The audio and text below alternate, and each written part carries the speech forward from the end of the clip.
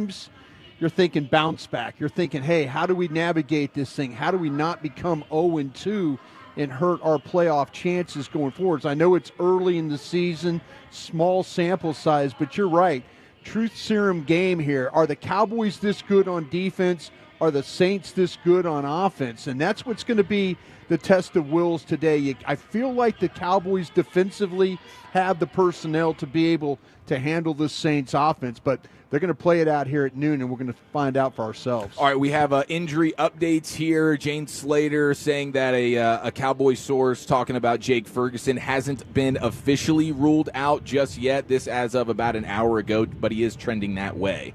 So they didn't want to, if he was going to be like 60 to 80%, they didn't want to run him out there. So we'll see how it goes. Obviously, Schoonmaker, the second-round pick, second-year man out of Michigan, looking to step up in a huge way. Only 8 receptions last season, so there's going to be a void at tight end, and we'll discuss some of the options there. Hunter Lipke might be a guy that gets some action in that particular role. And then on the Saints side of things, they have a handful of issues, and we'll talk with Mike Haas, the voice of the Saints, coming up next hour, or here in just a few minutes, actually, towards the end of this hour, to see what the plan is with some of their offensive linemen. But for Marshawn Lattimore, one of the best corners in all of football, he's questionable, dealing with a hip and hamstring issues, pushing to play, but they're going to be cautious, according to Ian Rappaport. So if they're without him and perhaps maybe one of their offensive linemen, that could be huge for the Cowboys today. Yeah, and I'm doing my best to try and get maybe by the time our show is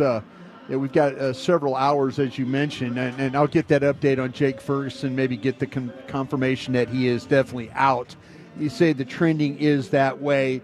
That's really unfortunate for the Cowboys on a couple different levels if you really look at it. I kind of feel like that if you look at the Saints, as much single high safety as they play, man coverage across with the single high look, safety sitting in the middle of the field, this is where we've seen Jake Ferguson with those arc release vertical routes. Dak's got that touch of hitting him up the seam. Yes. This is where you're maybe going to miss some of that today without Jake Ferguson in there. We'll see if Luke Schoonmaker, Princeton Fant is off the elevation, or is going to be on the elevation from the practice squad. But can they get vertical routes against this single high look with the Saints? If Lattimore doesn't play for them, that's about Kool-Aid McKinstry, the rookie from Alabama, very talented, played about he got several snaps last week once that Lattimore went out of the game. But, his inexperience will probably hurt them. Lattimore did a really good job the last time that he played against CeeDee Lamb in 2021.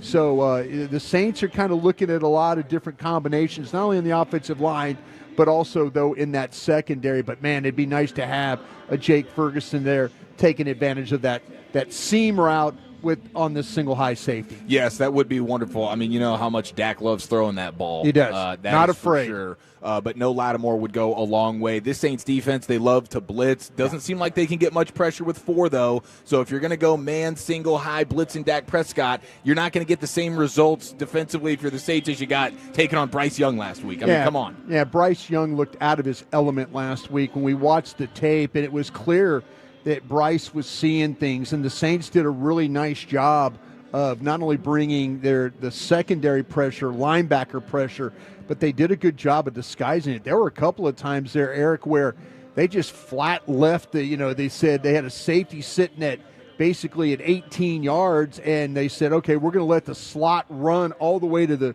safety and try and take a linebacker and carry that up that just shows you right there. I mean, you do that to Dak Prescott, he is going to find a way to hit between the safety and the linebacker, and that is going to be a big play. I don't believe the Saints are going to gamble that way. I think there's going to be some blitzes. I don't think they could get home with 4. That's their biggest problem. Last year, they were a team that were 28th in the league in sacks, and Dennis Allen kind of knows that, listen, if I don't get pressure, there's going to be a problem. He might choose quick death today instead of slow death. And I mean quick death in, like if you're going to blitz this thing, you get those guys home before maybe the rookie tackle doesn't pick up. Maybe that you got Rico Dowdle in the playing running back and he misses the blitz pickup. If you get quick pressure, That's what they were able to do last week against Young, from the slot, from the linebacker, and that's how they generated a lot of their defense. Definitely boomer bust style if you're going to be sending the dogs like that. And it's a gamble against Prescott that way because he's really good at getting the ball out, but he's also got the mobility, and he's got some guys in the backfield. I mentioned Dowdle. You want Ezekiel Elliott will be, if we start to talk about if the Cowboys get this win today, player of the game, it might not be for running the ball. It might be for just blitz pickup guy. Yeah. Like, they got a touchdown or they got a huge play because Ezekiel Elliott slid over and picked up a blitzer coming inside. Yeah, Jerry was talking about that just on Friday with KNC Masterpiece, talking about how Zeke graded so high in Week 1 versus the Browns. A lot of that because of his pass protection. Would you like to see more Rico Dowdle with the ball in his hands this week? I think anytime. I mean, you asked a leading question there. That was a good one. I mean, of course you would like to see. This is funny. I wonder, and I'll ask you this question. I was on some podcasts this week with my guy Voch Lombardi, and we were talking about, could this be a game where you had more Cowboy rushes than Dak attempts throwing the football? I think if you're icing this thing out, in the fourth quarter, if you're able to build up a nice little lead. But are you talking about as a game plan coming into the game, thinking you want to run the football? Yeah, you want to try and establish a little bit of some running game here against the Saints defense. I wouldn't be surprised. We always talk about in the postgame, me and Wolchuk always say, perfect Dak type of day, 24 for 28 for 262 and 3 touchdowns. Right. That's kind of the perfect Dak Prescott day. I'd love to see a day where Dallas finds a way to have some really nice balance. And I know that's sometimes a dream, but I'd love to see a day where all of a sudden, it's Dak's very efficient, but the running game is efficient as well. Yeah, was that one of the biggest things from last week's game when you get into the second half and trying to run the football? You only run the ball 9 times in the second half versus Cleveland last week for 26 yards. Obviously something you want to improve on and build on, but we didn't come into this season overly confident in the rushing attack. I think if you're trying to win the game, you're coming into this game saying we win this game because of Dak. We can ice it with the rushing attack, but Dak is going to be the reason why we score some points here. Yeah, I'm sure there's some front office folks that are driving into this game listening to you and I talk right now, and they're sitting there, shut up, Broaddus. My plan last week was, that's a very good front seven you played last week. And to me, there was no way they were going to come back on you offensively. Defensively, you had them in checkmate. Suffocated. They weren't coming back. So all of a sudden now I'm thinking, well, what's wrong with trying to get some 22 personnel, 2 back, 2 tight end kind of looks, 21 personnel, 2 backs, 1 tight end. And maybe just say, okay, we're going to run this. We're going to run this. Okay, we're going to throw the boot here. We're going to throw the waggle. Oh, Schoonmaker, Hunter Lipke. Oh, there's a nice little play. Oh, the chains keep moving. I would have loved to have come out of that game. Yeah, the victory was great, but I would have loved to come out of that victory having an idea that my 4-minute offense has some teeth to it. Yes, yeah, I'm with you there for sure. You want that. You want to be able to ice the game when everybody in the building knows that you are trying to run the football. Can you still do it? But I'm in no way surprised that they weren't able to do it with great success. Week 1, rookie offensive lineman, that front 7, trying to get everything going here, and that's the biggest. Maybe the first or second biggest question about this team coming into the season, can you consistently run the football? So I'm not surprised they weren't able to do it in the second half with great success. But they really didn't even try. But 9 carries for 26 yards. That's what I understand. If you try to run it and you don't have success, then I know that maybe I have to circle back. Is it the backs? Is it the line? Is it the scheme? Okay. At least I get an idea against one of the better front sevens in the National Football League why I'm not running the ball. Is it me or is it them? You just wanted to get the commitment. I wanted to get I wanted to get the commitment because I knew I had the game in hand. Right. And I wanted to find out, though, okay, all of a sudden, wow, late in the game, you're running the ball against a really good front seven there and having some success. Zach Martin even said it himself. I felt like I was out there on a limb by myself, but then all of a sudden they talked to Zach Martin. He's like, maybe we missed an opportunity to do some things there in that second half. Well, and it's difficult to know like where to put that because we know how much autonomy Dak has at the line of scrimmage to change plays and adjust things. So how many times is a run call coming in and Dak saying, I don't like the look, let me check into a pass or something like that. And in the second half, Dak wasn't quite in the same rhythm. And again, week one of the season, rookie O-line, you haven't really gotten to certainly the CD Lamb stuff, you haven't had all the time in the world with him over the course of training camp and whatnot. So it's understandable that there were some hiccups here, but you'd love to see 4 quarters of a little bit more smooth. Well, that first half was nice. If you look at it, really, it couldn't have gone any better for them in the first half. That 11-play drive was absolutely gorgeous. Absolutely. And that, to me, that's where I kind of was thinking like, okay, well, moving the ball against these guys was a good thing. I also look at this, though, if you talk about Dak Prescott and changing, this is where Brian Schottenheimer and also Mike McCarthy will go, hey, listen, Dak, we're about to work on something here, okay? Need you to kind of stay in these plays. Need you to kind of maybe throw it to the tight end here. Yeah. We're going to try and keep this clock moving, and we're going to try and do it with a little bit of running game. If you want to check to a different running play that you feel like can maybe help us against this front, by all means, get into it. But drop back, throw the ball, and miss CeeDee Lamb, I don't think was a very good day. It's a Week 2 Cowboys pregame party here. We're underway in the Miller Lite West Plaza of AT&T Stadium, and we're brought to you by Reliant and NRG Company. Let's take a look at this Saints offense and how the Cowboys defense match up. My goodness, Zimmer and company were dominant last week versus the Browns, but this is going to be an interesting challenge because with the way the Saints are playing things offensively, and by the way, the gates have officially opened here in the Miller Lite West Plaza, so come say hello if you're making your way out to the game today. But this is a New Orleans offense that is now a little bit more with the times in terms of schematics. They have Clint Kubiak,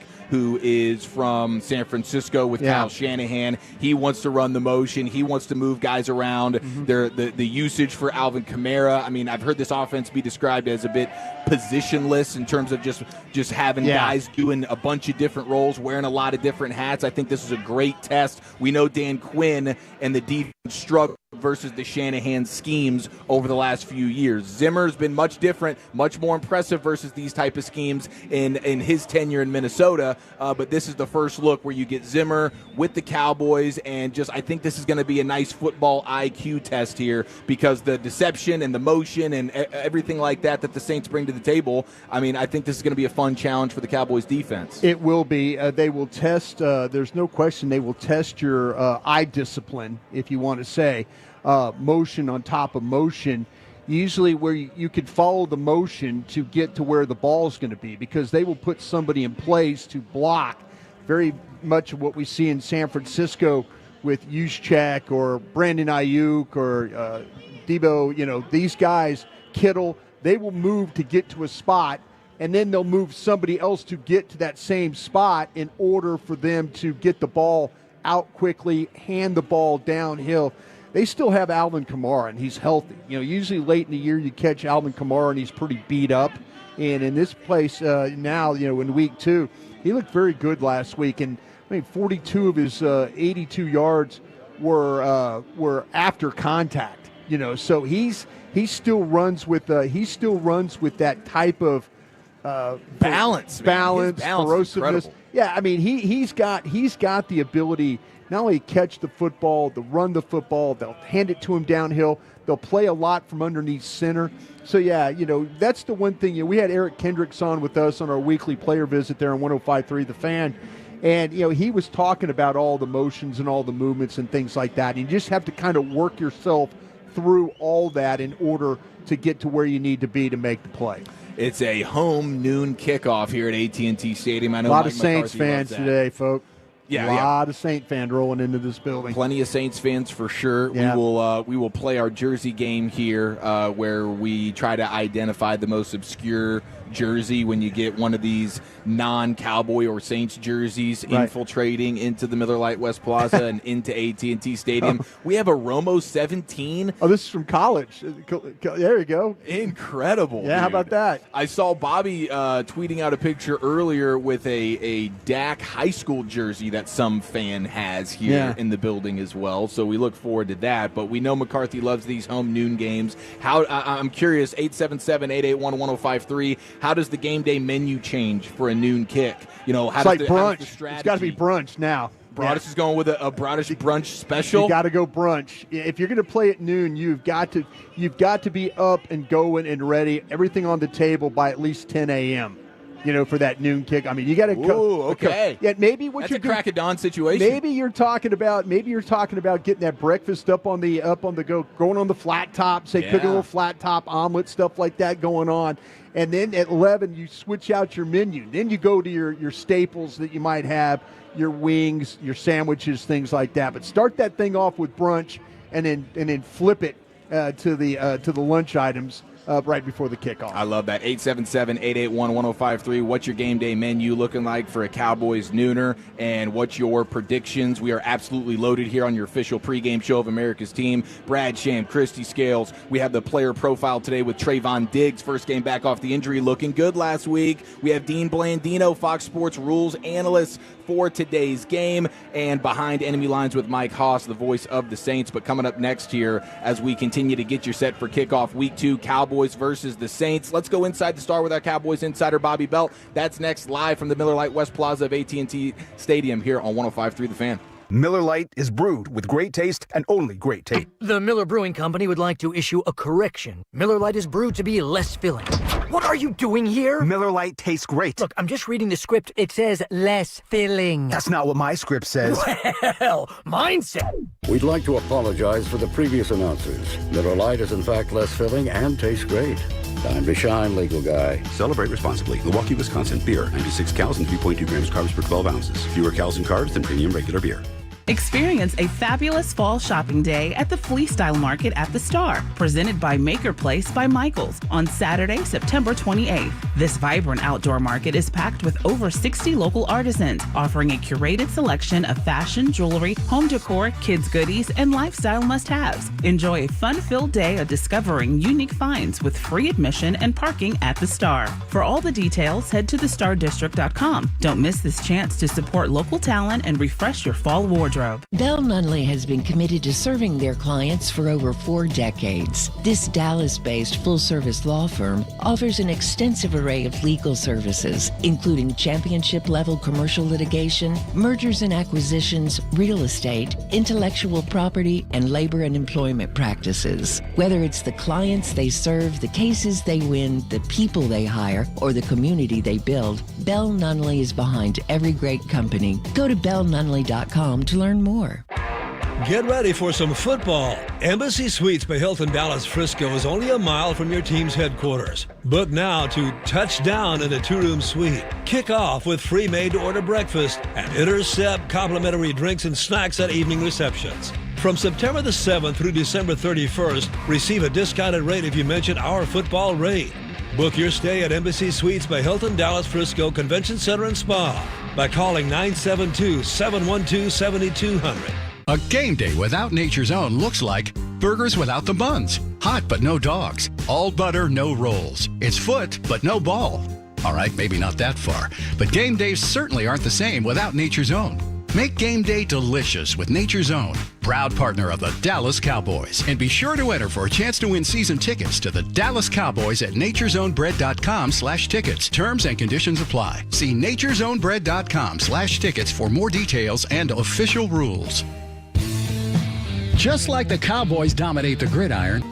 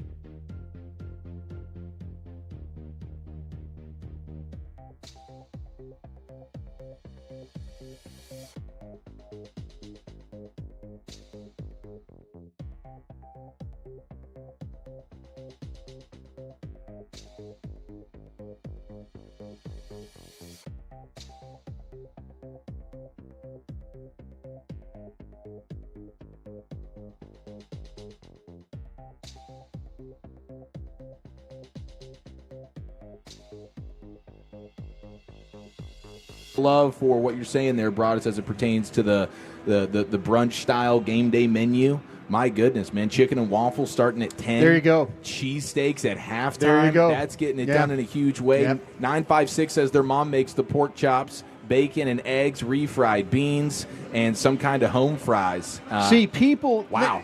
Since you and I have started doing the pregame show together and you bring this area up about what the meal is going to be, I think people have stepped up their game. I do too. It's, be a little bit more creative, Bobby Belt. Be a little bit more creative. Don't go out there and get, nothing against going out and getting wings and stuff, but kind of do your own thing. I totally agree. Look, Bryan is the godfather of draft coverage, got everybody interested in covering the draft.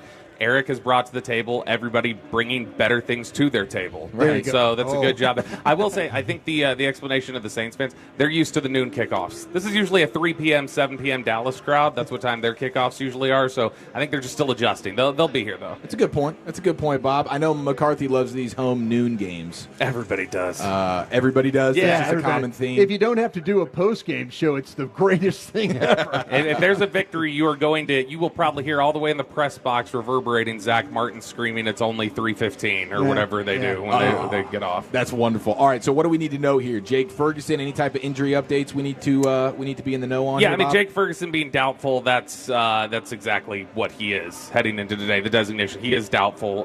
He's going to be out there. I haven't seen him in the building yet, but he should be on the field this morning trying to give it a go. Trainers are going to be looking at him, but the idea is if you're not pretty much close to 100% out here during this workout, then we're just going to say, all right, Luke Schoonmaker, it is your time. And so I think that he'll give it a go. I would say that they're planning today that he's not going to be active, though. Bobby, how about this then? If you got Luke Schoonmaker, is Hunter Lipke going to be a focal point or in this offense over maybe the tight ends? He absolutely could be involved in that. They were putting him basically in that H-back role, sort of lined up behind the tight ends, and he wasn't exactly in line, but he took plenty of snaps right there. Move, he was out there. So I think that this is probably with John Stevens still hurt, and maybe you see just pretty much a reliance on Lipke and Schoonmaker as kind of the primaries here. Fant, Fant being an elevation, is that more as protection, or are we actually going to see Prince and Fant have some burn in this one? You might, because I think they were impressed with the way that he blocked. Sure. I think that they felt like, hey, he kind of, if not for Hunter Lipke, I think Fant may have been somebody they're looking at, or if not, if you hadn't given such a large bonus to Brevin Spann-Ford, Princeton Fant probably makes this roster, because I do think he was one of your 4 best tight ends in the way that he performed during training camp. But he's somebody who, I think has some versatility, is somebody who's shown during training camp that he's able to get some movement in the run game, is able to, put a hat on a hat and seal that guy off. And, for Dak, that's somebody that he spent time throwing to and that I think he does have some comfort with. So he absolutely could get some run in this game. If the Saints decide to have the game plan of we're not good enough to rush 4 and we're going to bring blitz, Dak Prescott has to be happy about that, right? Yeah. Or did the two rookie offensive linemen give you pause with that type of an attack? No, I think that, if they're going to go ahead and, bring the blitz, that Dak is always comfortable adjusting to that. Even last week, it was a good read before the snap on the Brandon Cooks touchdown. He knew exactly where it was going. I don't know if they blocked it exactly. Like, I think that guy still came free. I think there was still miscommunication. There was some issue inside. And so it was something where he knew it was coming, called for it, and it just I don't think it got blocked up. But you're going to have those communication issues at times. But look, I mean, Cooper Beebe, I know we were writing hits for Jane this morning, and she had talked to Cooper during the week and had said, where do you feel like your comfort level is? And he says, I mean, Dak pretty much in that first game, he checked a couple of my protections. He made a couple changes. He's like, but in general, he just kind of like let me call the protections. And so they've trusted Cooper Beebe so far, and I think he's a high mental processor and somebody who can, pick up those blitzes if need be and make the right kind of calls. But Dak is really good before the snap at identifying that stuff. So I think they would welcome blitz opportunities because Dak has just shown he's so adept at throwing against it. Bobby Belt with us here on The Fan. Question for both of you guys here. Who do you think outside of CeeDee Lamb, and he was getting fed in a big way last week, getting him in the run game, love seeing that kind of stuff, but who's the other guy not named Lamb today that you feel like is going to do some things? I mean, look, I think in general, Brandon Cooks had a really nice start to the season, and he's such a reliable guy I feel like you can fall back on in terms of he gets open in a hurry. So if the blitz is coming, he's somebody who can get you some separation quick, and you can hit him on a quick strike. He's somebody who has that speed to get downfield. So if it is protected for you and you want to take some shots downfield, he has that ability. There's questions obviously about Marshawn Lattimore today and his availability. So I mean, you may see Kool-Aid McKinstry out there getting a lot of run against these receivers. So to me, Lamb is obviously the top billing, but if you want to talk about somebody who may be able to take advantage of some of the injuries in the secondary for the Saints and some of just the savvy route running things that he can do, Brandon Cooks is somebody I think who could have a good day. Eric, if whoever plays in the slot against Alontae Taylor, their slot player, the last 2 years, this guy has gotten a lot of people attacking him in games, and he's had some problems in coverage of carrying the whole field. Last week, he acted like a defensive end and edge, got some blitz work, had some sacks, but when it came to having to trying to play pass defense and stuff like that, some teams have kind of picked on him. So whoever lines up in that slot today could get some good work. Yeah, you know who picked on Alontae Taylor back at Tennessee? Jalen Tolbert. Jalen Tolbert had a very big game for South Alabama against Alontae Taylor. Look at that. I mean, my goodness, if they don't have Marshawn Lattimore, because I would think if Lattimore's playing, he would want to follow a guy like CeeDee Lamb into the slot. Yeah. But if Lattimore's not going to play, now this guy's going to get a healthy helping of CeeDee Lamb out of the slot. He's pushing, apparently. He's really pushing to be out there and play today, Lattimore is. But, I mean, again, it's a long season, so I think they look at it as like, we're not taking any chances here and really pushing things. So if he can't go, it may be a lot of just McKinstry on CD. Like that may be the matchup that they look for. Who on the Saints offense really puts a little fear into you? Alvin Kamara. That's a pretty good football player right there. I mean, that was a turn back the clock game for him last week. Yeah, the way they're using him, and he looked fresh. Yeah, I mean, it looks when you watch the offense back this week, you watch what they did against Carolina, and you look at some of the numbers of how they approached down and distance and how they approached formations and different things like that. It is clear that Clint Kubiak came from San Francisco system. Like, I mean, I know we talked about that a little bit. Kicked it around this week, the idea of like, okay, well, how much of a representation is this? Are we just trying to connect dots that aren't there and say, oh, it's the San Francisco system because he came from there? No, it looks like, I think when you look at a lot of the different metrics, it's, numbers that are similar to the way that the 49ers approach things in terms of, at the snap motion and pre-snap motion, and it looks similar to some things that McDaniel has tried in Miami. Under center. Yeah, under center a lot. Yeah, I mean, you look San Francisco and Miami were the two, along with the Saints last week, the three most under center teams playing football. And the Rams played a decent amount under center too. Yeah. And that's something where McVay comes from that same sort of group of coaches. So you definitely see the sort of influences there. And, the run game has been an issue. I think you're going to see a lot of there's going to be a lot of bigger packages. There'll be some 21. There'll be some, some attempts to try and get some motion, some eye candy. This will be a good test for for Dallas's defense to see, all right, the linebackers had a good showing last week. Let's see how real this is. I think this will be a better representation of it. Yeah, I think last year's defense, I'm nervous about a game like this, just with the way that they deploy all their guys and everything like that. But with Zimmer, you're much more confident, but this will be the first time we really get to see it, a Zimmer defense versus these new age style offenses that gave Dan Quinn and company fits. But I think the biggest difference in this game is just the fact that I feel like that the Saints will not be able to get much pressure on Dak without blitzing, which will create bigger problems for them. And I think that the Cowboys pass rush is going to be all over Derek Carr. Well, this is where I kind of, and we were talking about with Alvin Kamara though, and the different looks. Let me give you a guy that you need to keep an eye on: Eric McCoy, the center. Now they might be compromising a couple with Ruiz and some guys and Penny on that right side. Eric McCoy, the center, is outstanding. And so now if all of a sudden you see the Saints having success of running the ball, and you start to see it's cutting back, it's bending, it's attacking, Eric McCoy will probably be the guy that's the reason why. Because he is a guy when he plays second-level football. And what's the strength, or we think the early strength of this Cowboy defense is? The linebackers, their ability to run, the ability to fill. This is going to be a good matchup and a good test for these Cowboy linebackers because Eric McCoy can play second-level football on you. It's both teams this week, I think, are concerned about Yak. So, Tyrann Mathieu had said this week that he that's one thing that they're really keen on with CD. Like, don't let him get in space. Don't let him pick up a bunch of yardage after the catch. He led the NFL there. And then the Yak on the other side is, I think, the Cowboys need to make sure that Alvin Kamara's not picking up a bunch of yards after contact because that's what he does. You've got to wrap him up. You've got to bring him down, and he is very physical, and he's a bowling ball. When he gets downhill, it's very difficult to bring him down. It's very rare that first tackler brings him down, so there's got to be a lot of swarm tackling, a lot of good fundamentals, and just bringing him to the ground. That'll be a big part of winning this game. How much more variety do you think they want out of the running backs this week in terms of Dowdle involved? I mean, McCarthy was talking to you guys on Friday, would love to get a little bit more Deuce in there, but what do you expect from the running backs?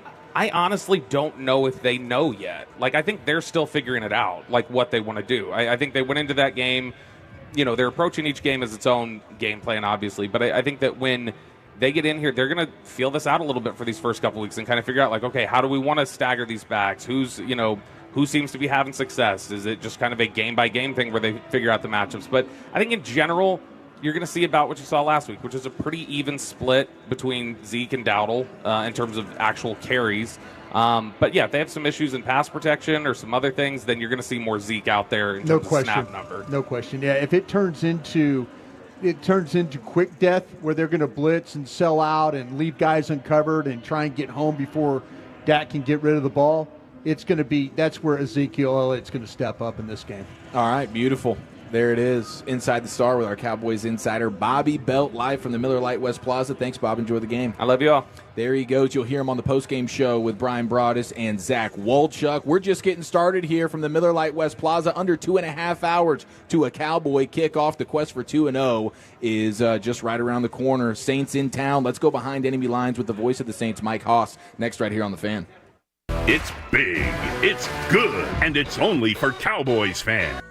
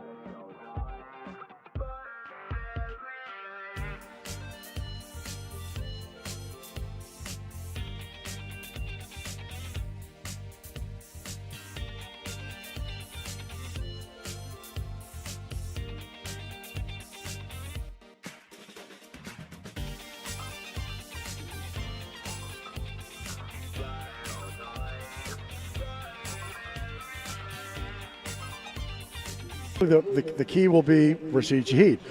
Was full until Friday, then limited. Marshawn Lattimore didn't practice. He will be literally game time decision. They both traveled, obviously. They pulled up the safety, Ugo Amadi, from the practice squad. So I just don't know. Lattimore, to me, is such an integral part for the defense when you're facing CeeDee Lamb. And Shaheed on the other side of the football just makes this offense so much better. If you only have to kind of concern yourself with Chris Olave, it's doable. If you have a Shaheed on the other side, it changes everything. And last week, Olave got a lot of the double teams, and Carr was able to hit 8 different receivers. Hey, Mike, it looks like to me when you watched your tape with Alvin Kamara, and, the line did a really nice job of that securing the down guys, getting second-level blocks, but then the contact, the yards after contact, it looks like that Alvin Kamara looks healthy, looks rested, looks ready to play for you guys. Yeah, I agree. He had a lot of the contract stuff, through camp, but when he gets on the football field, he's Alvin Kamara. And he looked as fast to me on the field game one as he did in 2017, 2018. He's got great patience that he's willing to wait out that half a beat to see if that crease will open. And that's what makes him such a great runner. And this offense has to. I know every team will sit here on this microphone pregame and say running is important. If this football team can't run, it's not built to protect on 3rd and 8, 3rd and 9 with a rookie left tackle and essentially a rookie right tackle in Trevor Penny. It's just not built. So if they have to do that a lot, it's going to be a real challenge. They need to run the football like they did last week with Jamal Williams and Kamara and Taysom Hill. That needs to be a staple, not just a one and done from Carolina. And you talked about yards after contact. One of the things Dennis Allen talked about in his post-game presser was yards before contact, which was 2.9. And that's an impressive, stat we don't talk about a lot. Meaning they didn't have any contact. They were 3 yards down the field. They could fall forward for 4.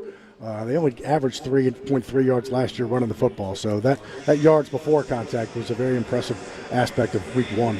Voice of the Saints, Mike Haas, with us here on the Fan. Clint Kubiak, now the play caller for the Saints. He was one of the superstars of Week 1, unveiling a little bit of that San Francisco Kyle Shanahan type offense. What do we need to know about this thing, man? It looks like they're moving guys around all over the place, and you mentioned the usage for Alvin Kamara. I've heard this offense be described as sort of positionless with just the way he's moving guys around and putting them in different spots. I mean, this is going to be a fun matchup versus the Cowboys defense. No, I agree. Cowboys got a lot of athletes on defense. You got to account for Micah Parsons, and I don't know really if accounting for him does anything. You can account for him. Who's going to block you? But you're right. I think this offense, and we are just seeing it for the first time. I mean, I spent 28 days in Irvine, California watching training camp, and I know what I know, but until you see it in action and you wipe out 3 preseason games. And so I think Derek Carr, when he said, and it was midway through camp, said the key to this offense is that if you're doing it well, from the quarterback standpoint, the first 4 or 5 steps, the defense shouldn't know run or pass. And that's never been the case with the Saints offense. And so we're just now kind of to get a feel for that. But if it's done well, and that you can see how that would be, when you got a weapon like Shaheed and Kamara and Taysom Hill and others, how that would be so effective. So if they're able to do it right, offensive line had a pretty solid game last week. You look at the opponent. Dallas had a pretty solid game, clearly defensively, with the turnovers and 17 quarterback hits and 6 sacks. I think Cleveland only had 70 plays. Dallas disrupted 23 of them, so that's a humongous stat there with 17 quarterback hits. Yes, absolutely. Now, Derek Carr, you mentioned him. How much of coming into this season, is this a hot seat kind of season for Derek Carr, for head coach Dennis Allen as well? Probably, maybe more. I think maybe for Coach Allen, but then if a new coach does come in, they're probably going to clean house and start over. It's hard to say. There's, Derek Carr completed almost 70% of his passes last year. He won 4 of his last 5 where he completed in the upper 70s. He only threw, I think, 2 picks his last 5 games. Yet he's kind of. He's either a villain, you either love him or he's a villain in New Orleans. Sure. And, when you replace Drew Brees, and he was really had a year post. He didn't, right after Drew, but he has done everything he could possibly do, says the right thing, does the right thing. And so I don't feel it so much with Carr. With Coach Allen, after 7-10, 9-8, this team hasn't been to the playoffs since 2020, and one of those years was Sean. But so I feel like our fan base is where you guys are right now. Your fan base could care a rat's tail about how many home regular season games you've won consecutively. It's like, can we just get to the postseason? And that's the way we were in 17, 18, 19. The regular season we were like 13-3, like, okay, whatever, let's go. And so it's when you kind of have that mentality, and all of a sudden you don't make the playoffs for 4 years, it's tough. People have to come back to earth. Mike, again, watching your tape on the defensive side of the ball, I was curious, was the blitz packages and things like that, the pressure, the secondary pressure, was that more about dealing with Bryce Young? And is that something that maybe Dennis Allen's saying, well, I want to get pressure with 4, but I can't always get home? Is this something that maybe this is going to be the Saints' identity now of slot blitz, safety blitz, corner blitz? Is that what they're going to have to do? I think we'll find out a lot more today. We didn't see a ton of it in training camp in the preseason, and I think their goal would be to stay with 4. But with Young, Bryce can get out of the pocket and he can hurt you with his feet, and they wanted to really hammer him early, and that means get him in front of you and get him down. The Saints can rush the passer harder than anybody, but they often run right past him, create running lanes, and so I think they really wanted to send the message and get Bryce Young on the ground early. Whether that continues today against a much larger Dak Prescott, who still can move, we'll have to wait and see. Voice of the Saints, Mike Haas, with us here on The Fan, getting you set for Cowboys and Saints here at AT&T Stadium. Now, they didn't look like a team, the Saints, last week that had much in the way of weaknesses, Mike, but as you were coming into the season, what was the big question or two about this team where maybe there were some concerns? Well, clearly the offensive line was a question mark, and I don't think one game has answered that. When you got a left tackle who is a rookie, the left guard, who was the backup, Lucas Patrick, who was supposed to be probably Saldiveri.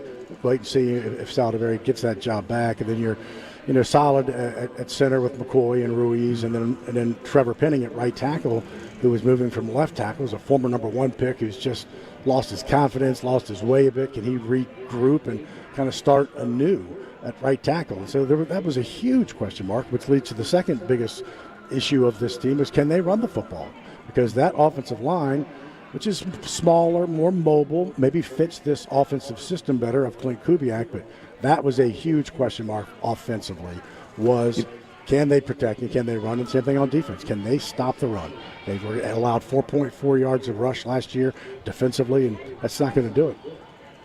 Now, if Lattimore does play, do you imagine he follows around CeeDee Lamb wherever he goes today? That's a good question. I hope so. I feel like when he does that, when they do that, they're at their best. I feel like he is more in tune with the game. He's got his man, and they could just bow up and go. When they don't, I'm not as big of a fan of it. Maybe his injury with the hamstring will prevent that. Even if he does play. So my hope would be that he does stay one-on-one with CeeDee Lamb and see what the other guys can do against the rest. But we'll have to wait and see. But that would be what I would like to see. We'll have to wait and see if that's what we do see. Mike, you mentioned you were at training camp the entire time. Talk about McKinstry and the type of training camp he had leading into the season.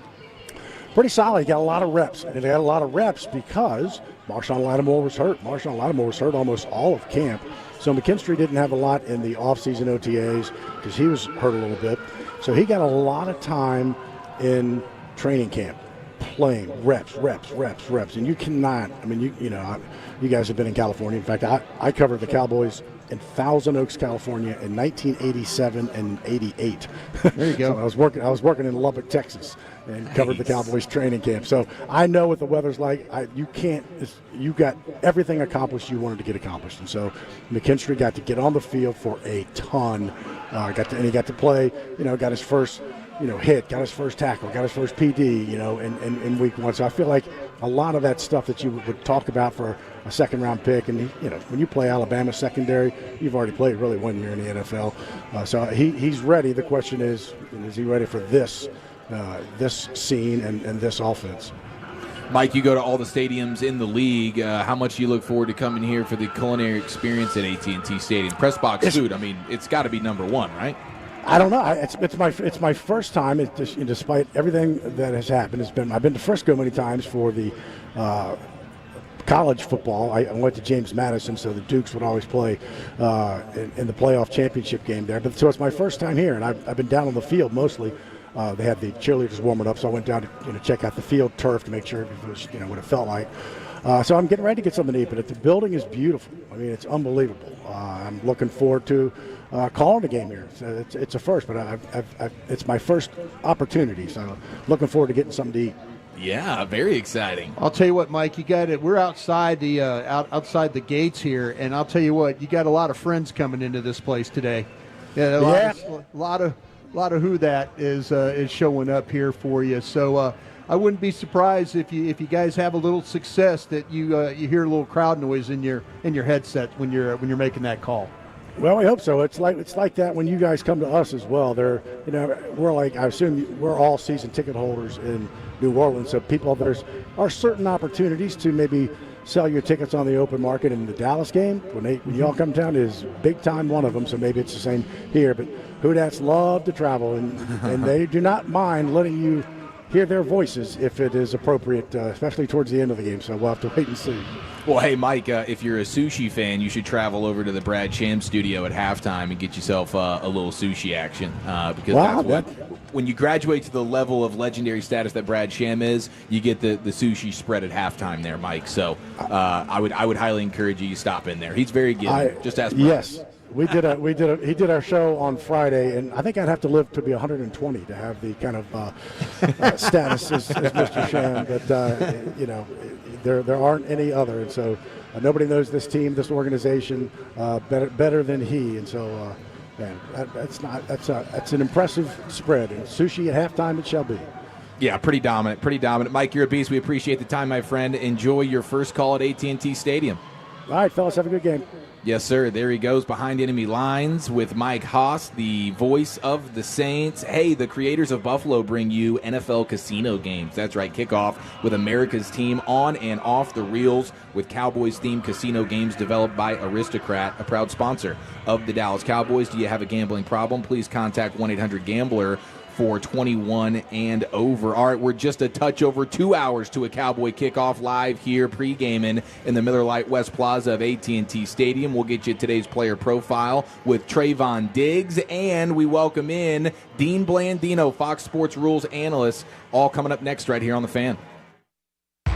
Are you the 2024 Dallas Cowboys Fan of the Year? The Dallas Cowboys and Captain Morgan are celebrating extraordinary, inspiring, and original fans. Nominate yourself or the biggest Cowboys fan you know for a chance to be named the 2024 Fan of the Year and win prizes, including a trip to Super Bowl 59. Visit DallasCowboys.com/Fan of the Year. Go Cowboys! The Medal of Honor is our country's highest military award for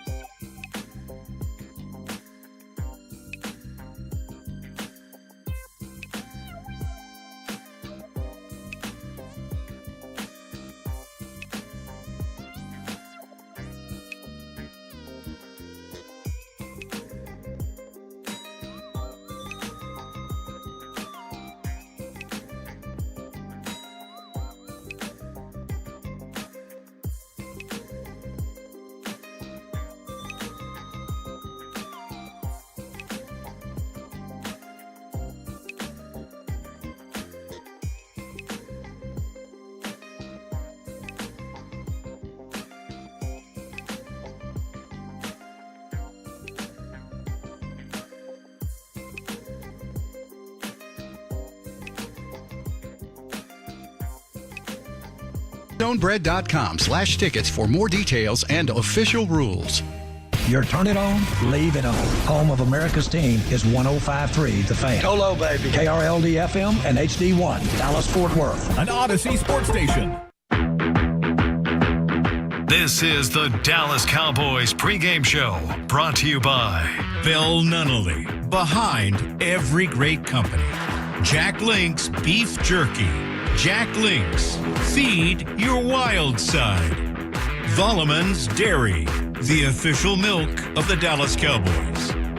And by DallasCowboys.com. Keep track of the boys with daily podcasts and up-to-the-minute blogging at DallasCowboys.com and on the official Dallas Cowboys app. The pregame party is underway, ladies and gentlemen, here at the Miller Lite West Plaza of AT&T Stadium. Under 2 hours to kickoff. Cowboys and Saints. Lots of Saints fans here. The game will be on Fox once again, and good news for us, we get to welcome in Dean Bland. Dino, Fox Sports' rules analyst for today's game. Does a lot of work in college football as well, and has quite the history with these Dallas Cowboys. Dean, happy game day to you, sir. How the heck are you? I'm doing great. Happy game day to you guys. Thank you. Thank you very much. All right, I want to start with obviously the new rule for the football season, the kickoff stuff. I know it's early, small sample size, but what has the early returns been here as it pertains to the new kickoff rules? Yeah, so we had more returns last week. 33.7% of all kickoffs were returned. That's up from 20% last year in week 1, so that's a positive. We saw more explosive returns. We had a kick return for a touchdown. So I think the league is happy right now. We'll see, how it plays out. Will teams still kick it into the end zone? Will teams try to cover? What's going to happen? But I think 33, 34, 35%, I think the league would be happy with that. Hey, Dean, this summer when the officials get together, and I know they talk really all year and review the previous year, were there things that they were talking about that they want to emphasize early to kind of get the players' attention and then see how it all plays out? Is there anything you could kind of lead us into of, hey, early you might see a little bit more of these calls when we watch these games? Absolutely. I think we have already, right? We saw the illegal formations really emphasized last week. There were a lot of those calls. Even the opening game, we had a bunch on Baltimore. That's something that you want to try to figure out in the preseason. What's different now, though, is you just don't get as many of the starters playing in the preseason. So you want to try to set that bar in the preseason, but regular season, week 1, week 2, we're going to see that, the formations, those types of things. Other than that, I don't think there's anything major. I think it's just trying to create that consistent standard and try to maintain that throughout the season. Do the officials go up to a guy like Lane Johnson and say, hey, listen, okay, I'm watching, I'm going to give you a warning right now, you're a little deep, but or are they just saying we're going to call it right off the jump? They should warn, and they're going to scout. The officials will scout, just like the teams scout their upcoming opponents. Officials will scout the teams they're going to work. These officials here, they've been watching Saints and Cowboys film, and they'll go and warn. The first time it's close, you get a warning, the coach gets the warning, and then after that, if it's clear, then they're supposed to call it. So that's been the same for a long time, and I think that that won't change.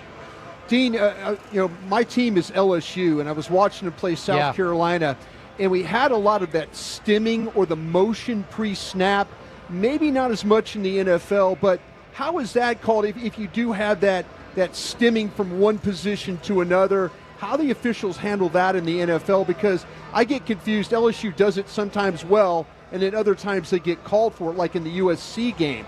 Is the NFL what's their rule about stimming?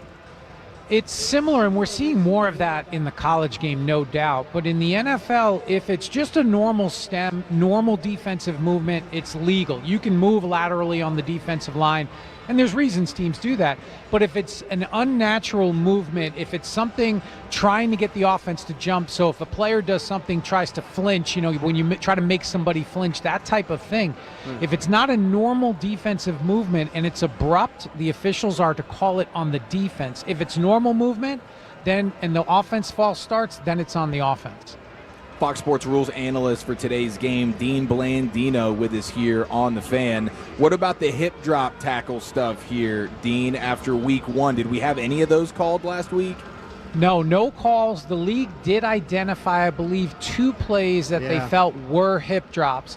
And I think that's what we're going to see during the year. I don't think officials are going to call it very much. It's a tough call when you think about tacklers and how they go to the ground, but they will take the opportunity during the week to look at it on film, and they'll either send warning letters or fine letters. So I think there were 2 the league identified, and there were a couple that were close. I think Monday night there was one, a tackle on Juwan Jennings. A lot of people thought that was a hip drop. The league felt it wasn't. And that's something to watch for, more so in the week with the fines than necessarily on the field. Dean, do you feel like that there were some things that needed to be cleaned up? I mean, like, you know, there's some things that the calls, like the pass interference, I know that's tough. That's just kind of a judgment type of a situation. But do you feel like that the league is closer on the calls being more uniform for all their calls? I think that's the goal. That's always been the challenge when you have 17 different officiating crews, 7 officials on each crew, and you're trying to get them to call the game the same way. And you just, again, officials are going to make mistakes. That's going to happen, but are you officiating the same standard, right? If it's pass interference in the first quarter, it's got to be pass interference in the fourth quarter, and you got to call it for both teams. So I think they're working at it. There's always going to be those calls that are very subjective, whether it's offensive holding or pass interference like we're talking about. I think they're getting closer. The game is faster, but I think the technology we're using is better, and I think the officials have more resources now to get better. And this summer we've got to work a little bit with the down marker situation. And, you know, me, I'm an old school, you know, I give me the down markers. I'm that guy. Chain gang guy. I'm a chain gang guy. I watched the officials, 13 years of being in the league. I watched you guys throw that ball all over the field, you know, and I'm thinking, okay, we got a first. Oh, wait a minute. This line judge just threw it in. It's not going to be a first. That kind of thing. Where we are on the technology with that? Did the league just determine it was too much to start with or too long? Why did we not get the opportunity to see that in the regular season with the down marker stuff? Well, I'll start with I agree. I'm a chain crew gang guy too. I'm old school as well. I think the league tested this technology. The plan was to test it in the preseason and to see how it went. I think ultimately it wasn't any faster or more efficient than the chain crew.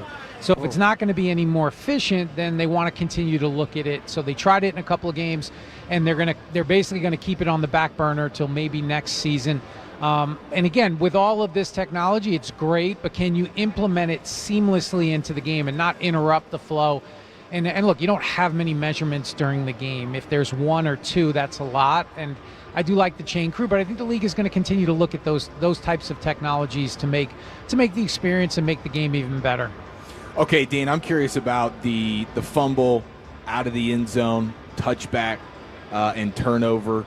I know they discussed it over the offseason. How close are we to them wanting to change that particular rule? Seems like we talk about it every year. It's going to happen at some point, and it feels like such an egregious penalty when you're just reaching the ball for the pylon, happen to lose control, and it just happens to touch the pylon. I don't think we're that close. I think the conversations, and I've been a part of those conversations back 5-6 years ago. We talk about it, and then ultimately there's not a consensus to make a change. The end zone's different. The ball security has to be even greater when you're near the goal line. So I don't think we're going to have, unless something drastic happens, maybe in a playoff game, sometimes people react to that, but I don't think we're going to have a change anytime soon. Yeah, I felt like that we had a chance to talk to Stephen Jones, and he was like, no, I like the rule the way it is. And then it happened to the Cowboys, and he was like, wait a minute, we need to change this rule. So is it going to take, and you mentioned the playoffs, is it going to take that? Is it going to take a team suffering something like that to get the competition committee to say, hey, we've got to do something about this rule now? With that, and I think there are a lot of people like Steven that like the rule the way it is, and I really do think it would have to take something in a championship game or the Super Bowl where you get so much outcry about it that the league says, hey, we got to take a look at this. But for right now, unless something drastic happens, I think we're going to have the same rule. Dean, every week I do on my Friday show a report about the officials. I'm fascinated by officials. I really, really am. My life is, I could go back to the old school, the Red Cashins and guys like that. But okay, but the study, do we I always look at like the roughing the passer penalties. I always kind of look at that one and say, okay, you get somebody that calls that quite a bit, you got to be very mindful. My new one is the guy that calls delay of game. What's when those officials, that thing when it hits 00, because it seems like there's times when that thing hits 00 and you're not getting that call. Is that a difficult penalty to have to kind of officiate the delay of game ones?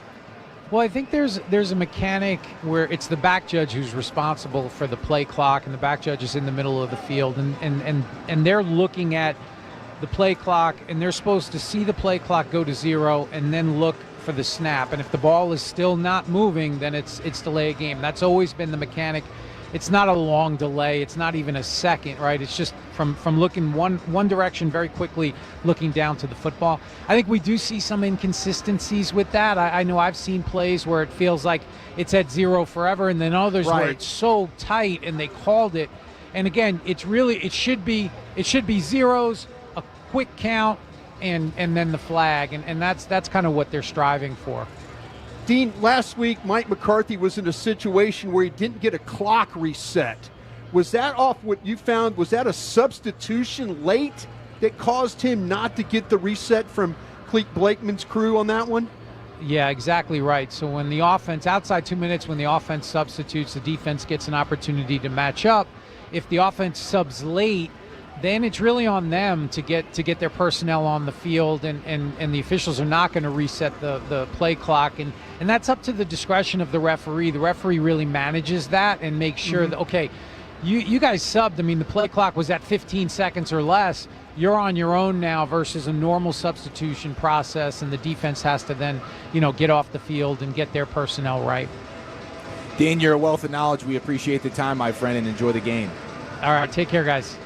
Yes, sir. There he goes, Dean Blandino, Fox Sports' rules analyst, and he will be on the broadcast for today's game. Cowboys and Saints. We got a noon kick, ladies and gentlemen. Lots of Saints fans. A lot of Saints fans in the Miller Lite West Plaza. There they are. Yeah. A lot of Saints fans excited now. We'll see some sad Saints fans walking out of the building at about 3 o'clock this afternoon, Bryan Broaddus. Hey, Trayvon Diggs made his return to football last week. It was pretty sharp. We'll get the scout's eye from Broaddus here in just a moment, but he is the subject of today's player profile alongside the three-time Hall of Famer Chris Arnold. Chris, take it away.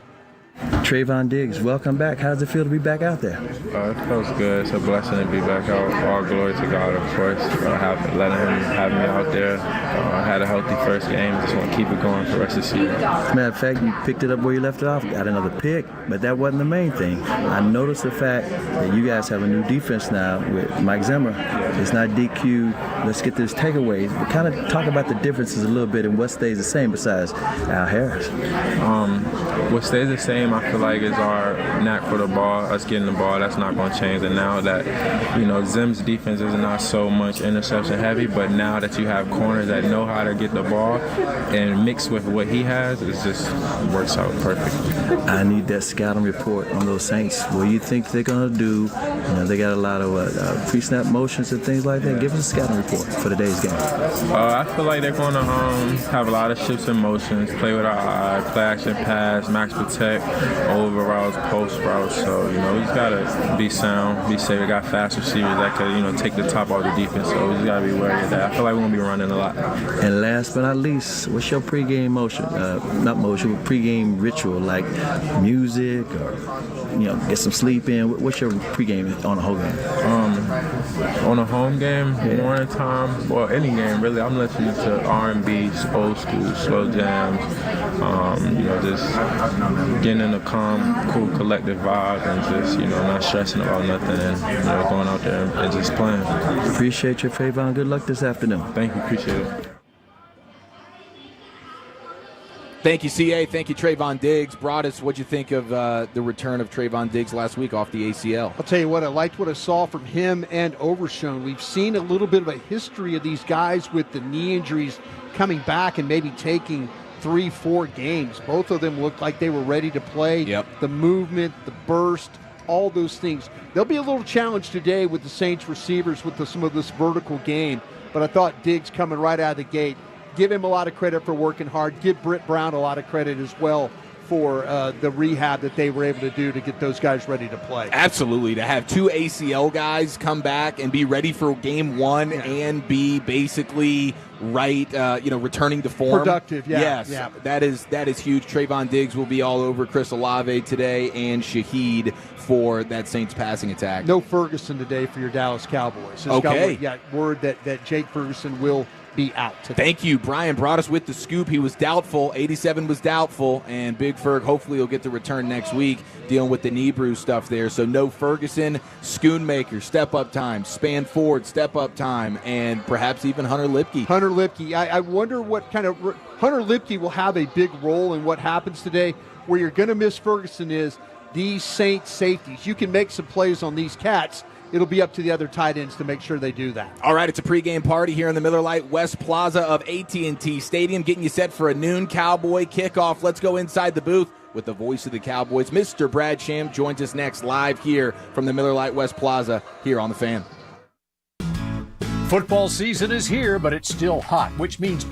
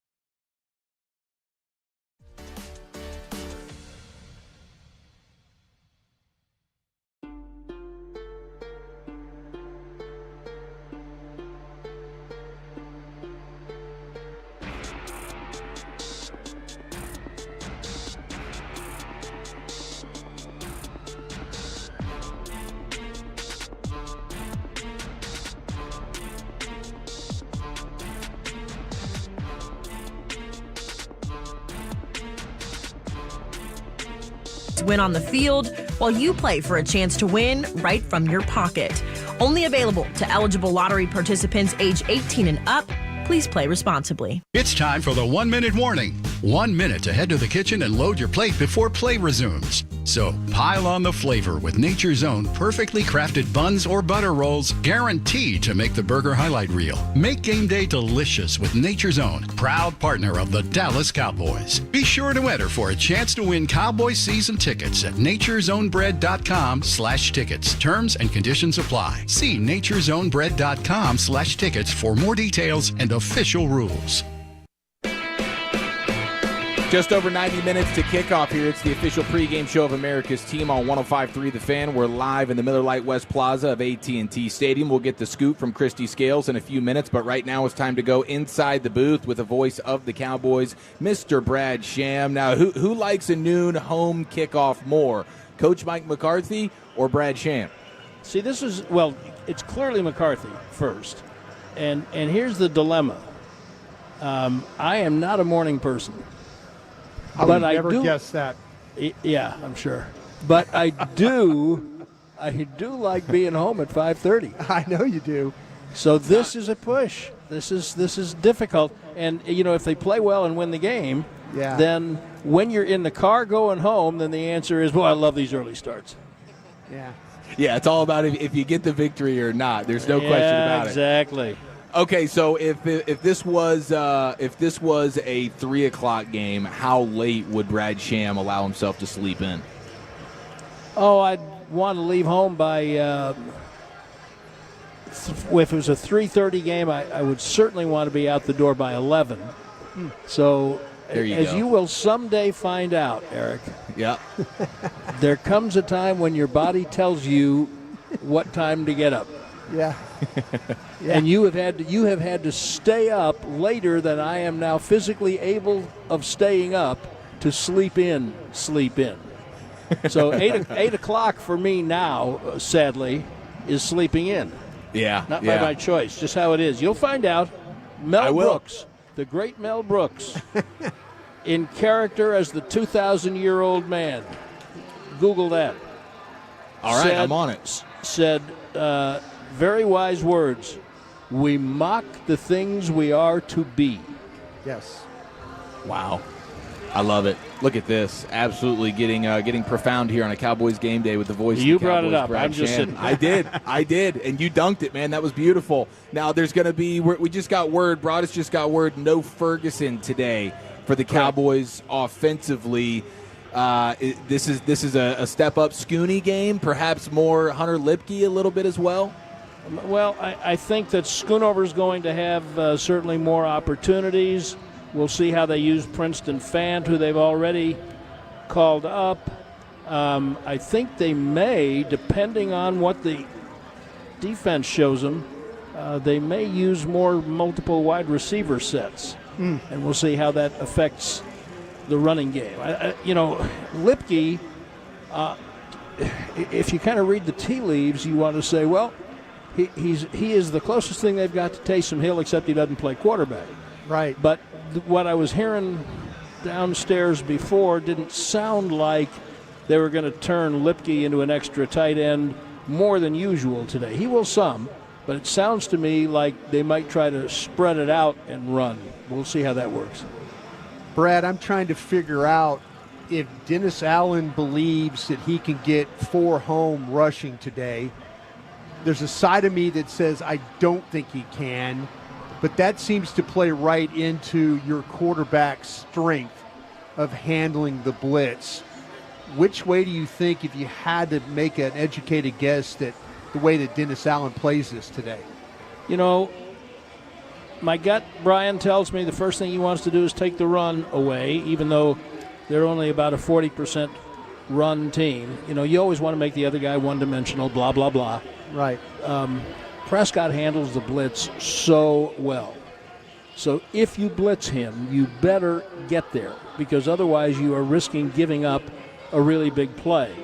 And, it'll be interesting to me to see if they can get home with 4, then that's always better. And they've got 2. You'll hear McCarthy on his pregame show, he raves about both of their defensive ends, not just Cam Jordan, I mean. So he raves about both of them, so it'll be a test for the young offensive lineman. I do think the absence of Ferguson plays into that, so we'll see. That's where the chess game starts. How do McCarthy and Schottenheimer come up with a plan to replace Ferguson to determine how they influence how much the Saints have to blitz or rush for? Voice of the Cowboys, Brad Sham, with us here on The Fan. We just had the player profile with Trayvon Diggs. What'd you make of his performance last week? He's pretty good, and he is a pretty good player. We have seen, McCarthy talks about it a lot, and I'm starting to believe him that we really ought to pay more attention to when a guy has an ACL the next year, he's not yet the player that he was before it happened.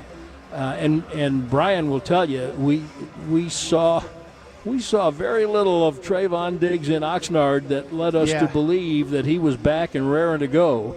Right. But he certainly looked the part last week, and so we'll see. He'll get tested again today, but I mean, he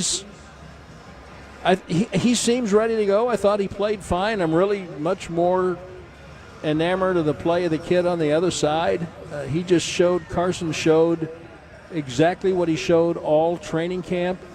And so now when Bland comes back, now they've really got 4 good corners, and that's pretty good. Brad, who had a better debut last week? Was it Mike Zimmer or was it Eric Kendricks?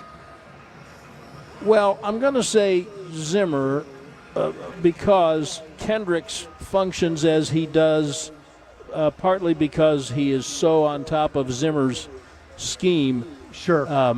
Kendricks, a lot of Cowboy fans who have never really paid much attention to him might have said, wow, who's this guy? Yeah. Now, you know better, and I know, I've loved him, watching him play through the years, but there was a play, and I said this to him during the week. In fact, I've said it to him a couple times. There was a play in minicamp, and there was, a team drill. And I know he's a 10-year guy, 32 years old, and he came flying like from the hash mark to outside the numeral and dove through the air and knocked down a pass. And I said, now, wait a minute. Are you supposed to do that when you're 10 years in? Can you? And I asked him about it in the locker room in minicamp, and he just laughed. He said, yeah, it's just me. It's just what I do. But that's what he's always done.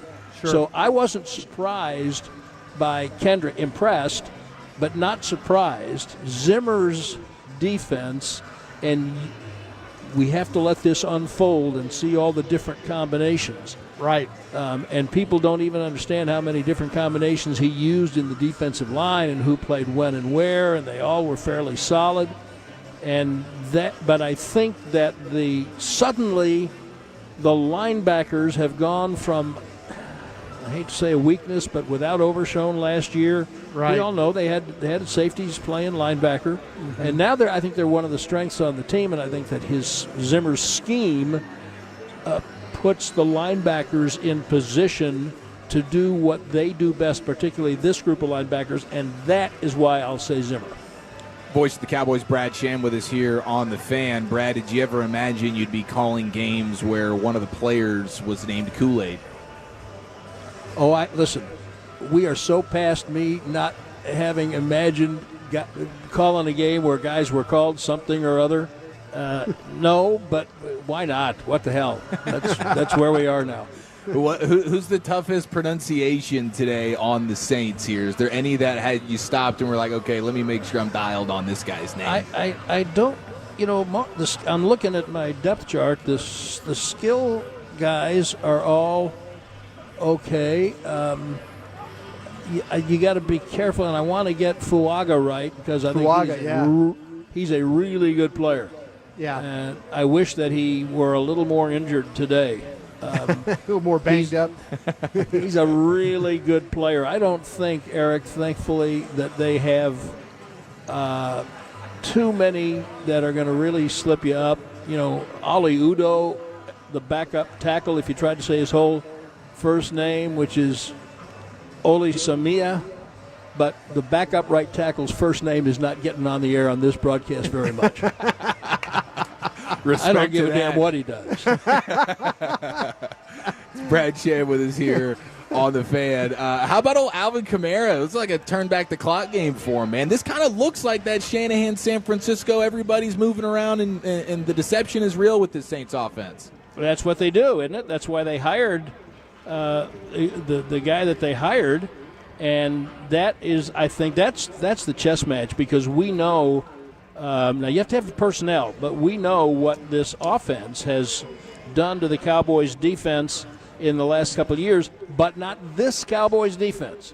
So, I like Zimmer, the chess player, and one thing that Zimmer does, it sounds simple. Oh, well, we know the linebackers are going to be in the A gaps, and then sometimes they'll rush and sometimes they won't, but he is just so in the heads of the play callers and the quarterbacks that you don't know how it's going to throw them off.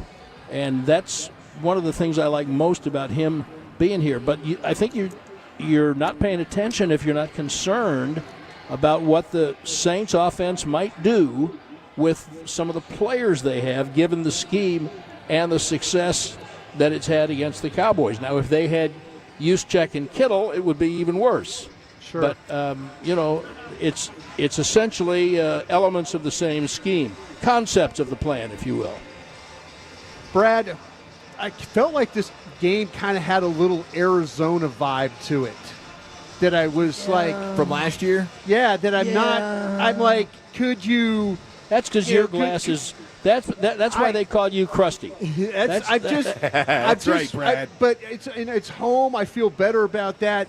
But I kind of just, do you get nickeled and dimed, you give up a big play, you don't really do what you're supposed to do offensively, maybe you give up a blitz or something like that. I just said, please don't let it be that. Please don't let it be an Arizona game. No, I'm with you, but the reason I'll say that I'm not that concerned about it is they've only played one. Right. Last year, Arizona was the third game. They beat the Giants, 40-0, and then whatever they did in week 2. Beat the Jets. Beat the Jets, so now they're all that. Right. And they've only had one game, so they haven't had time to be all that yet. And, I'm looking at Kendricks. I'm looking at some of these defensive linemen they added. Yeah. And I asked McCarthy, you'll hear it in the pregame show, I said, in spite of the youth of this team, do you think it's more mature than last year's? He said, no, I don't agree with that at all. So that means if you are dealing with Overshown, with these young offensive linemen, even with guys like Tolbert, if you're dealing with those guys, then I'm not sure that they have enough experience to fall into a trap, because they can more readily, I think, be convinced that this is not last week, boys. This is not last week. Sure. Now, their job is to make sure that the gap between the Cowboys and the Panthers is bigger than the gap between the Browns and the Saints, if you follow me. Yes, sir. Absolutely. We had Mike Haas, voice of the Saints, on earlier. And, I know. I was sitting right next to him part of the time. He was very impressed with the sushi halftime spread there. Just a tip of the cap. Yeah, well, you know what? Can I just say this? Yeah, absolutely. You guys just need to go on the QT with the sushi halftime spread. That's our thing. And the more you advertise that over the intercontinental, interballistic airwaves, then the more people are going to be saying, "Hey, wait a minute, just listen to the old man. Just shut up and come in and enjoy the sushi." Can you do that? Yes, I do, Brad. This is really on me, Brad. I apologize for my colleague to my right. Broaddus hates it every time I bring it up because he knows that's one less sushi roll that he's going to have an opportunity for. When Brad somebody says, "Have some, Bryan," I have some. Yeah. Yeah. But would I be safe in guessing, Eric, that you talk about this publicly a lot more than Bryan does? Oh, 1,000%, Brad. Right. Absolutely. I'm fascinated by it. Is there anything to be gleaned? You can be fascinated all you want. Your eyes can bug out of your head. They do. You know, they can roll back. You can be all googly about it. But you don't have to talk about it out loud. Yeah. This is a nice little thing. This is a nice little thing that they do. There are many ways that people don't know about, nor do they have to. That the Cowboys do things to make some parts of the machine run a little more well-oiled, and that's just not something that has to be reported on. They are first class in everything they do, and it. Do you hear anything I'm saying, Eric? No, I have to. Okay, I'll put it to bed after this final question. So, Bryan, you deal with this every week. Yes. So, in other Multiple. words, yes, I've heard what you've said. I've heard, and I will Brad. pay attention to it Yes, after I finish doing what I think I need to do. Okay. Yes, sir. Go ahead, Yes, sir. Eric. I just wanted to know if there was some sort of tie, like 1A, 1B, when you went for the sushi. Was there something else that you were? I will thinking tell you the about? story. I will totally tell you the true story, because no one's ever going to talk about it again. That's right. The first year, I just told Mike Haas, the Saints announcer, the story, because he was impressed because you were running your mouth. The first year we were in here, so that's 2009, and we come in, and we've got this nice big booth, and we've got a refrigerator in it. And so I drink a lot of water, and there was some water, but not quite enough, and there were some diet sodas, and some people were drinking those. So I called my friend who was at the time with Legends and running the catering at the stadium. I said, do you think we could get a little more water and some soft drink? Yes, of course. She said, is there anything else you'd like? Now, I'm always trying to figure out ways to lose weight. Obviously, I'm a total failure. And I said, I would like to have maybe like a veggie tray at halftime. And we have an old tradition that I have no idea how it started, that I try to find Babe cookies for halftime. Yes. Mm-hmm. Love it. I said, could you bring us a veggie tray and a plate of cookies? She said, yes, of course.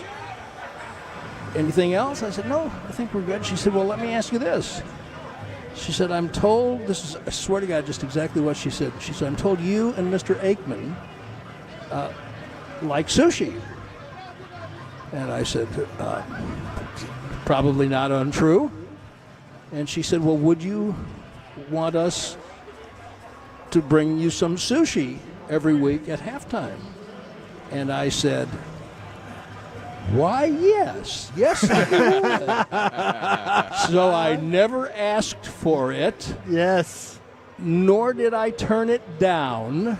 Yes, sir. And that's a total perk that I think we're morally obligated to share with our family. And yes, sir. Family, but you, Eric, are on timeout. Yes, yes, no problem. Been there before. Very comfortable there. I'll work my way out. You're the man, Brad Sham, the voice of the Cowboys. Thank you for the story. You're incredible. Enjoy the game today. Okay, have fun. All right, there we go. Brad Sham, incredible. Today's game between the New Orleans Saints and the Dallas Cowboys at AT&T Stadium is brought to you by Pepsi. Made for Cowboys watching. We inch closer and closer to kickoff, and it's time to get the scoop from the best in the business. Christy Scales, she joins us live next year on The Fan. You don't want to miss the next Dallas Cowboys touchdown just because you went to the local store to buy lottery tickets, do you? Now, you don't have to. Jackpot lets you buy your lottery tickets from your phone so you don't miss a beat. Download the Jackpot mobile app on your device today and enjoy a more convenient way to play. Watch your Dallas Cowboys win on the field while you play for a chance to win right from your pocket. Only available to eligible lottery participants age 18 and up. Please play responsibly. Is your workplace on top of its game? For over 100 years, Pollock Aurora has been taking care of business, improving their bottom lines and helping.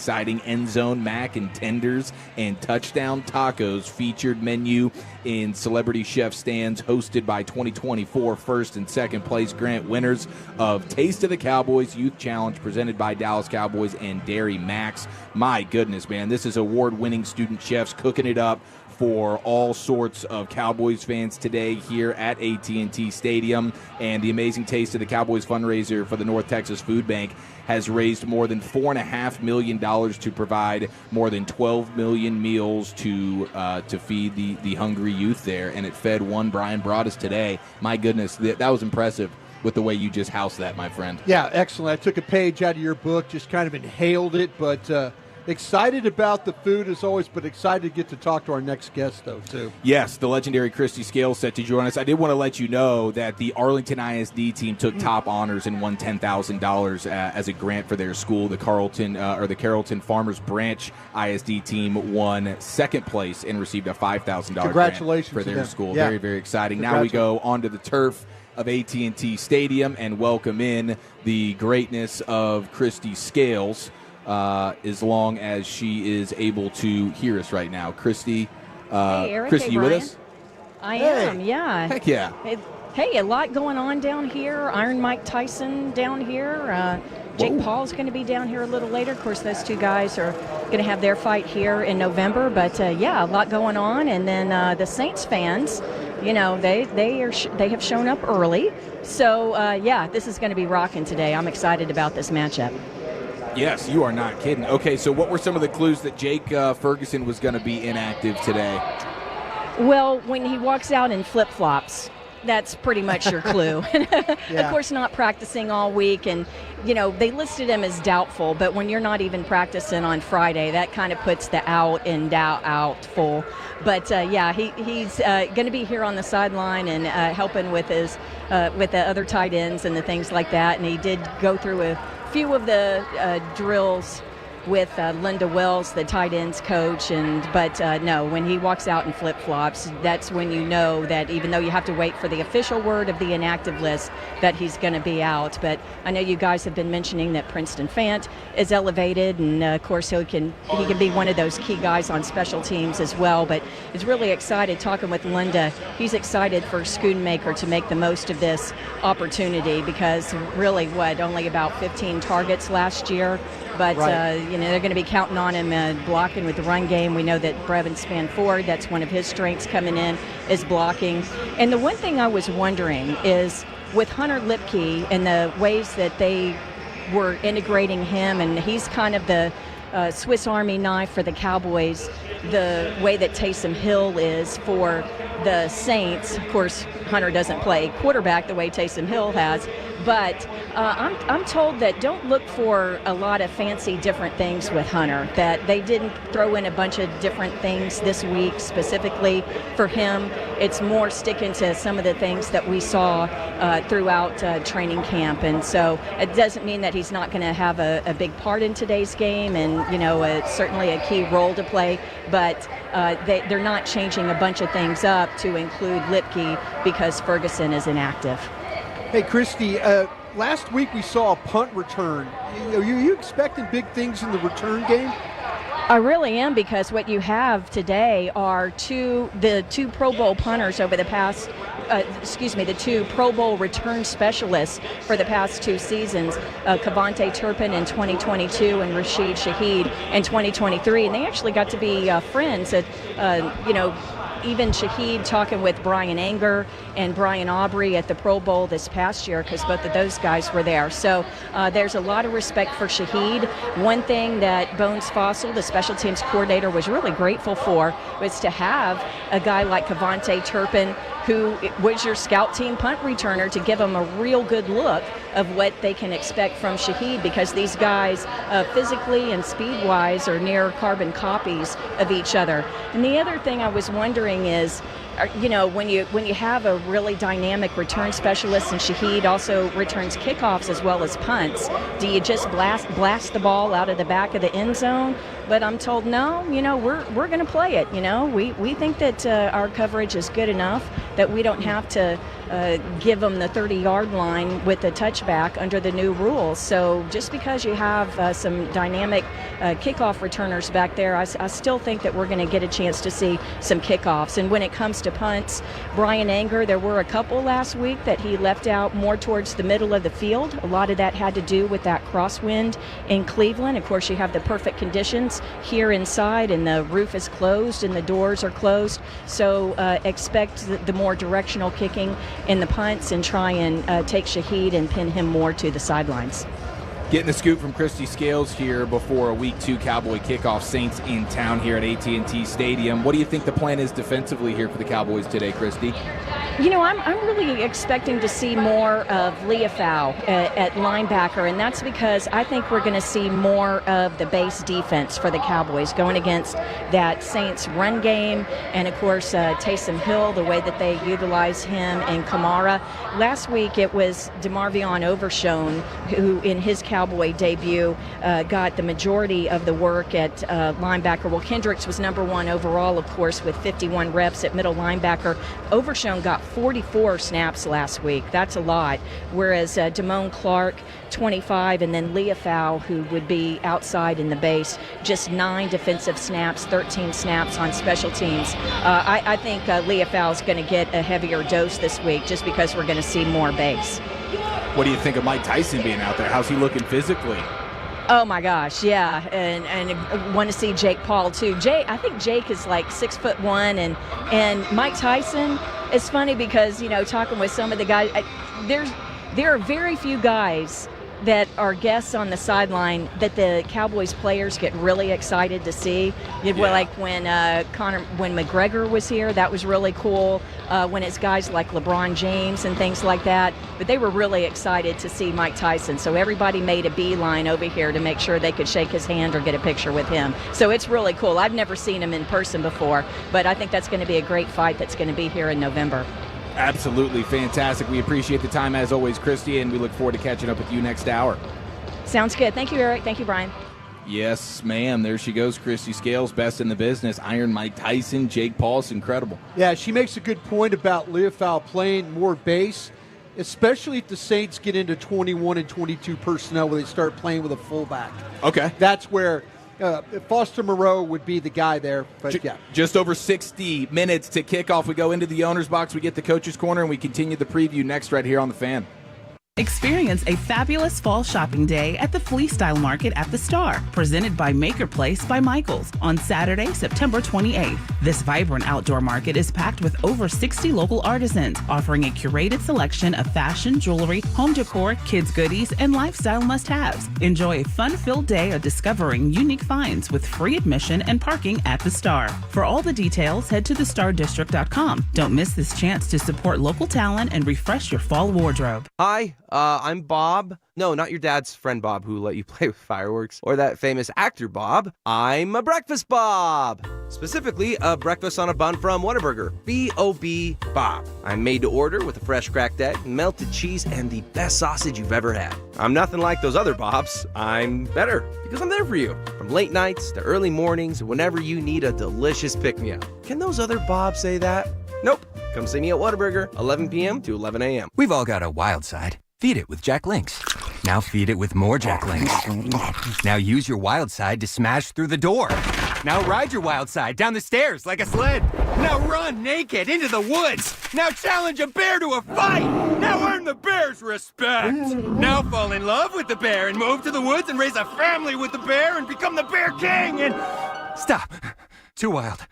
Jack Links. Feed your wild side. Always feed your wild side responsibly. Be safe. We're saying this because we love you. I'm Darren Woodson, former Dallas Cowboy player and Super Bowl champion. When I played in the NFL at a high level, I relied on my vision to see the field. As I started getting older, I noticed my vision wasn't as good, and I was getting frustrated from wearing my glasses all day. I went to Laser Care Eye Center, and Dr. G talked about all the options. Thanks to technology and Laser Care Eye Center, I can see near, far, and between. Don't fumble your vision any longer. Visit them at dfweyes.com and tell them Darren sent you. They got me back on my game.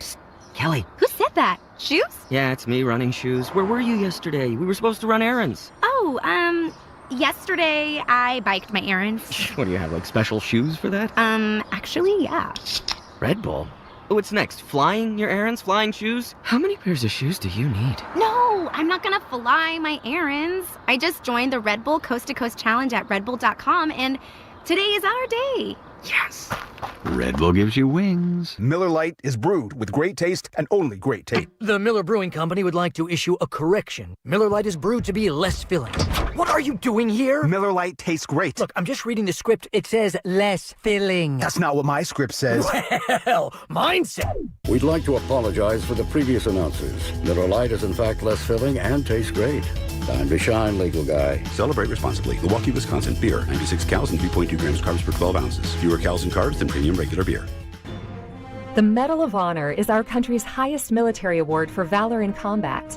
More than 40 million individuals have served in the armed forces since the Civil War. Fewer than 4,000 have received the Medal of Honor.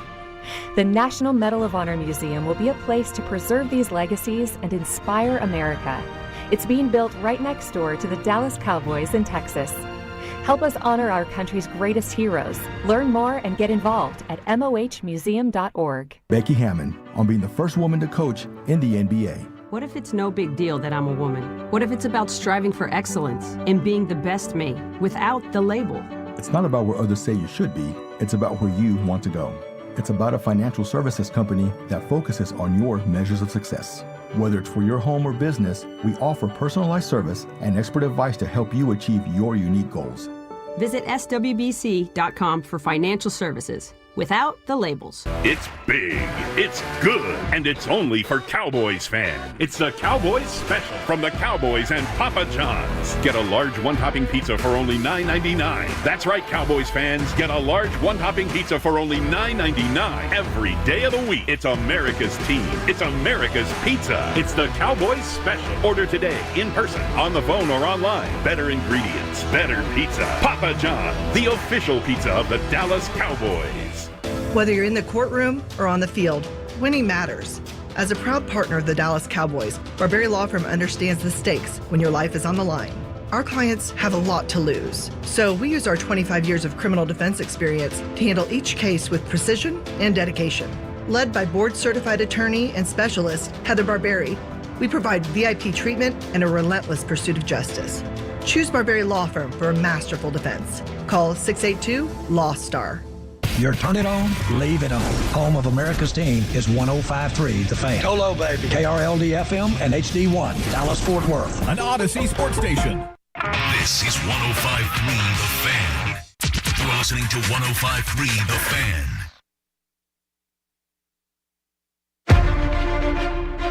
The Dallas Cowboys radio network is on the air. Deep fade, left corner of the end zone, 1-for-1. Caught the ball. Touchdown. Touchdown, Cowboys. With Brad Schapp, Abe Loffenberg, Christy Scales, Eric Chiofalo, and Bryan Broaddus. Brought to you by Deutsch Family Wine and Spirits, official wine of the Dallas Cowboys. AT&T, the official sponsor of the Dallas Cowboys. Miller Lite, the only beer of the Dallas Cowboys. And by blockchain.com. Make your crypto play today. Also brought to you by Bell Nunnally, behind every great company. Jack Link's Beef Jerky. Jack Link's, feed your wild side. Volleman's Dairy, the official milk of the Dallas Cowboys. And by DallasCowboys.com. Keep track of the boys with daily podcasts and up-to-the-minute blogging at DallasCowboys.com and on the official Dallas Cowboys app. Now, here's Eric Chiofalo and Bryan Broaddus. Welcome to a week 2 here as we are now under 60 minutes to a Cowboy kickoff here on the Dallas Cowboys radio network live at AT&T Stadium, the Miller Lite West Plaza. Ladies and gentlemen, great to have you, Cowboys and Saints, and the quest for 2-0 starts here in just under an hour, and I am Eric Chiofalo, joined by former Cowboy scout and Super Bowl champion Bryan Broaddus, and it's time for the preview brought to you by Sleep Number, the official sleep and wellness partner of the Dallas Cowboys. There's been a lot of Saints fans rolling into the Miller Lite West Plaza here at AT&T Stadium today, Broaddus. That Saints offense was looking good last week, high-flying versus the Panthers. How does the Cowboys defense match up? Well, they match up well in a lot of areas. There's where I feel like that they can maybe do the most good is off that right side of the Saints offensive line. I just kind of feel like, though, when you look at Cesar Ruiz, he was a center playing guard now, and then also, too, Trevor Penning on that right tackle spot. We've talked with the Saints broadcast team about, Penny moving from left tackle to right tackle. So I kind of like what Dallas can do off the defensive left side against the Saints' right side of their offensive line. They got some trouble or have had some trouble with some movement, and the Cowboys do a great job of putting guys over there. Maybe you get a Micah and you get Tank to the same side, you bring a blitzer, you bring movement, you run twist stunts, anything to make these guys have to move. Now, that ball's going to come out quick. Yes. They're not, they're the one thing that Clint Kubiak is not going to allow happen is this thing turn into, all of a sudden, Derek Carr having to wear these Cowboy defenders around his body the whole day. So they do a great job with the attacking inside. They'll take some shots down the field. They were 1 of 4 last week with deep ball. The one shot was a Shaheed touchdown is on that particular their first touchdown of the game. So yeah, this is going to be a little bit of a challenge for the Saints to have to block the Cowboys. If they don't run the football, though, this could be a long day for them. They're going to need to show some balance in here and maybe even have to try and kind of nickel and dime Dallas, and keep the ball, keep the clock, and finish some drives. Now, looking at the Cowboys offense, Jake Ferguson's going to be out at tight end. How does that affect things? And then, of course, Marshawn Lattimore, one of the better corners in the sport, is going to be out for the Saints defensively. How do you like the Cowboys matching up offensively versus the Saints? Well, here it is. It's Kool-Aid McKinstry, the rookie from Alabama, and he is going to get the start. And the one thing that Marshawn Lattimore could do was he could travel. And you mentioned it. The last time that he and CeeDee Lamb hooked up was in 2021. And he held CeeDee Lamb in check against everybody else in the Saints secondary that day. CeeDee Lamb was able to get the job done. So with all that being said, you have to kind of figure out, though, where are you going to attack the Saints defense? And I feel like, though, when Alontae Taylor, the nickel, the slot corner, he was a blitzer last week. So you got to be aware of him coming off the corner there and them taking some gambles to maybe get home before the ball gets out. But if it's me, I'm going to attack this nickel and then go from there. Move Lamb to the inside. Let him have the whole field to be able to run routes. Usually when he's on the outside, it's the in cuts, it's the slants. You put him in the you put him in the slot, he's able to move more and then be able to adjust his routes from there. Cowboys have a good opportunity to run the football today? Kind of feel like, though, that this is the front seven they played last week. You'll be hard pressed to find a better group as far as run defenders. But this linebacking crew, when you look at them, it's with Pete Warner and Demario Davis. Davis has been a good player for a long time. They signed him from the Jets. Pete Warner, a little bit of a guy that can play a little slow at times. The reactions will be good, but then he'll miss some tackles in space. Kind of feel like that they could block the inside. Two with the Saints. Can you handle Cam Jordan? Cam Jordan's like playing against Tank Lawrence when it comes to that. He's a good player on that edge. Yeah, just a sound player, really good versus the run, solid versus the pack. Shout out to Tank Lawrence, by the way. He just had an outstanding week 1. Yeah. Looking forward to seeing this Cowboys defense versus what seems to be a high-flying Saints offense after week 1. All right, we're just getting started here. The pregame party in the Miller Lite West Plaza of AT&T Stadium. Under 60 minutes to kickoff. Let's go into the coach's corner with the voice of the Cowboys, Brad Sham, standing by with Cowboys head coach Mike McCarthy. That's coming up next. You're listening to the Dallas Cowboys Radio Network. Miller Lite is brewed with great taste and only great taste. The Miller Brewing Company would like to issue a correction. Miller Lite is brewed to be less filling. What are you doing here? Miller Lite tastes great. Look, I'm just reading the script. It says less filling. That's not what my script says. Well, mine said. We'd like to apologize for the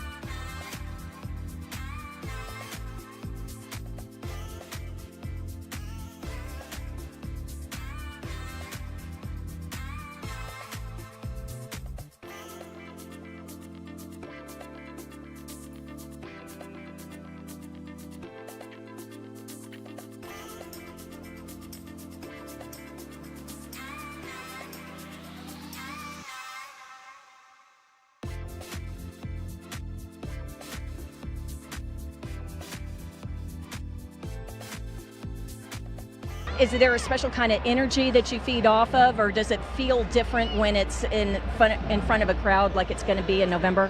Yeah, no, I mean, it's just another day on the job for me. You know, I've been waiting for this moment my whole career to step into a major event like this. I was built for this. I was destined for it, and I'm just going to be a gladiator in the arena doing what I do best.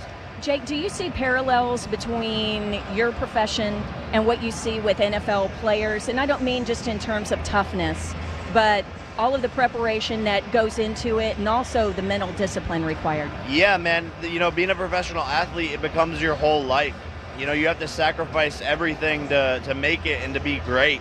And, you know, it's hard. It's very, very hard. It's very, very difficult. It's easier to just stay in bed and, you know, do something more chill, and getting your body beat up every day, your face beat up every day, it's difficult to come back. So you have to push through and really focus on the purpose and why you're doing it in the bigger picture, and I believe that's similar to what the NFL players experience as well.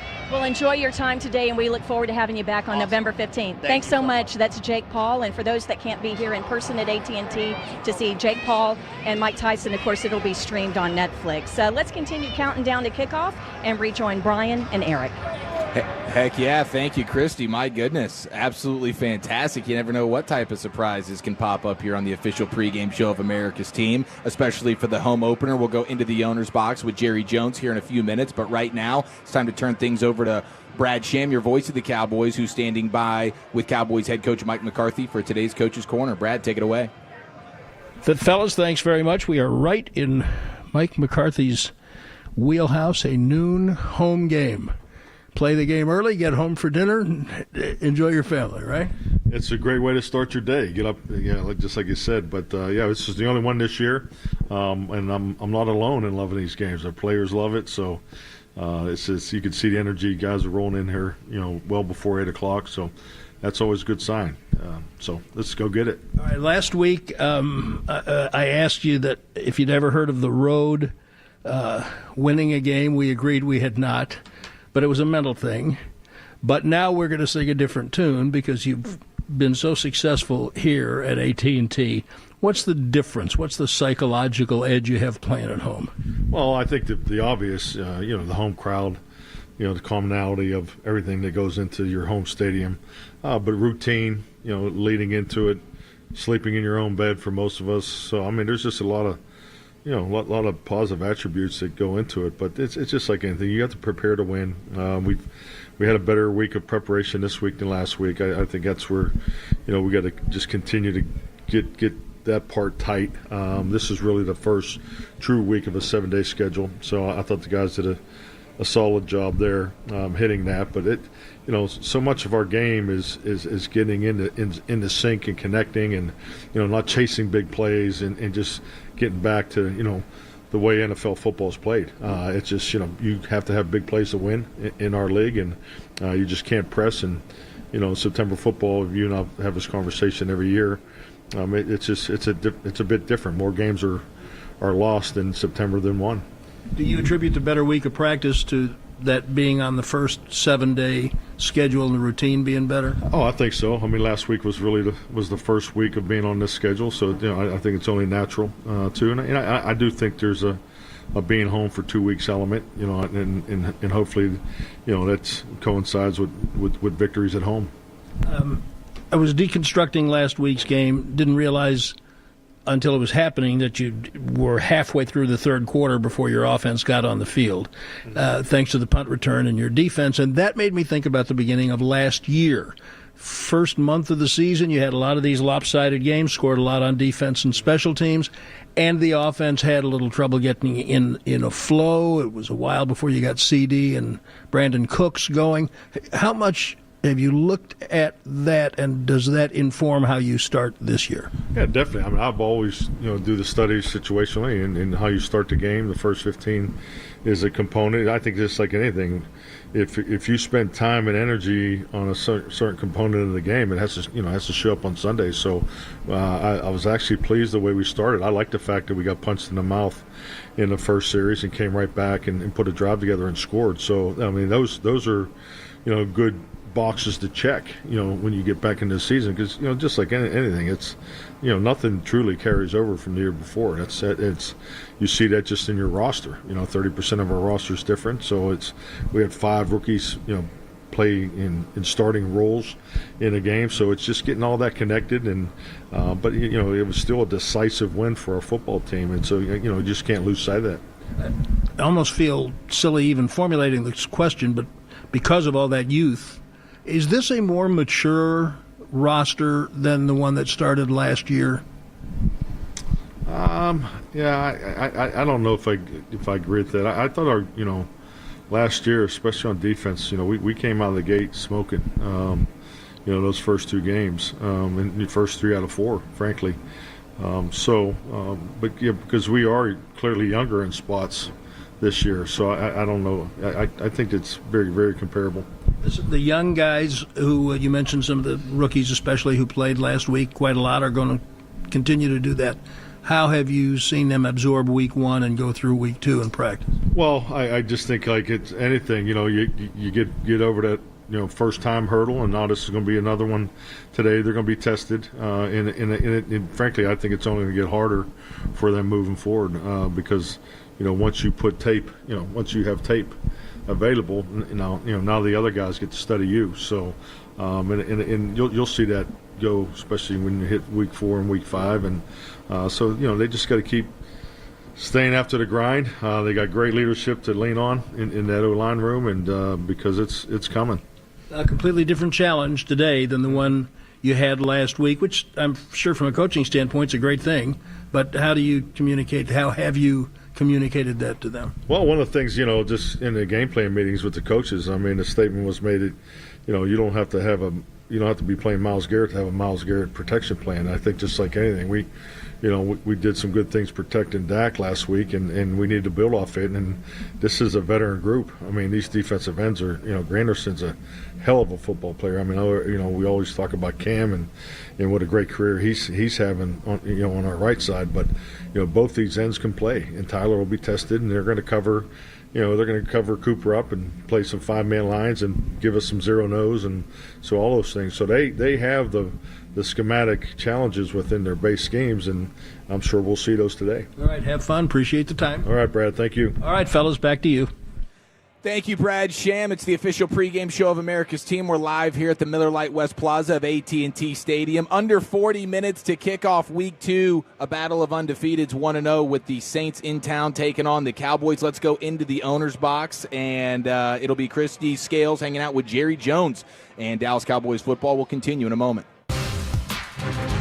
Buffalo Wild Wings is kicking off football season with 2 limited-time sauces. Whether you're watching games at the sports bar or ordering straight to your couch, Buffalo Wild Wings flavor game is next level. Try the new Buffalo Bacon Sauce for a buttery, tangy buffalo with bold notes of smoky bacon. Or get the fan favorite hot barbecue on an order of wings sauced in a classic smoky sweet barbecue with spicy heat. Try them at your local DFW Buffalo Wild Wings today. Fuel up for game day like a pro with the official...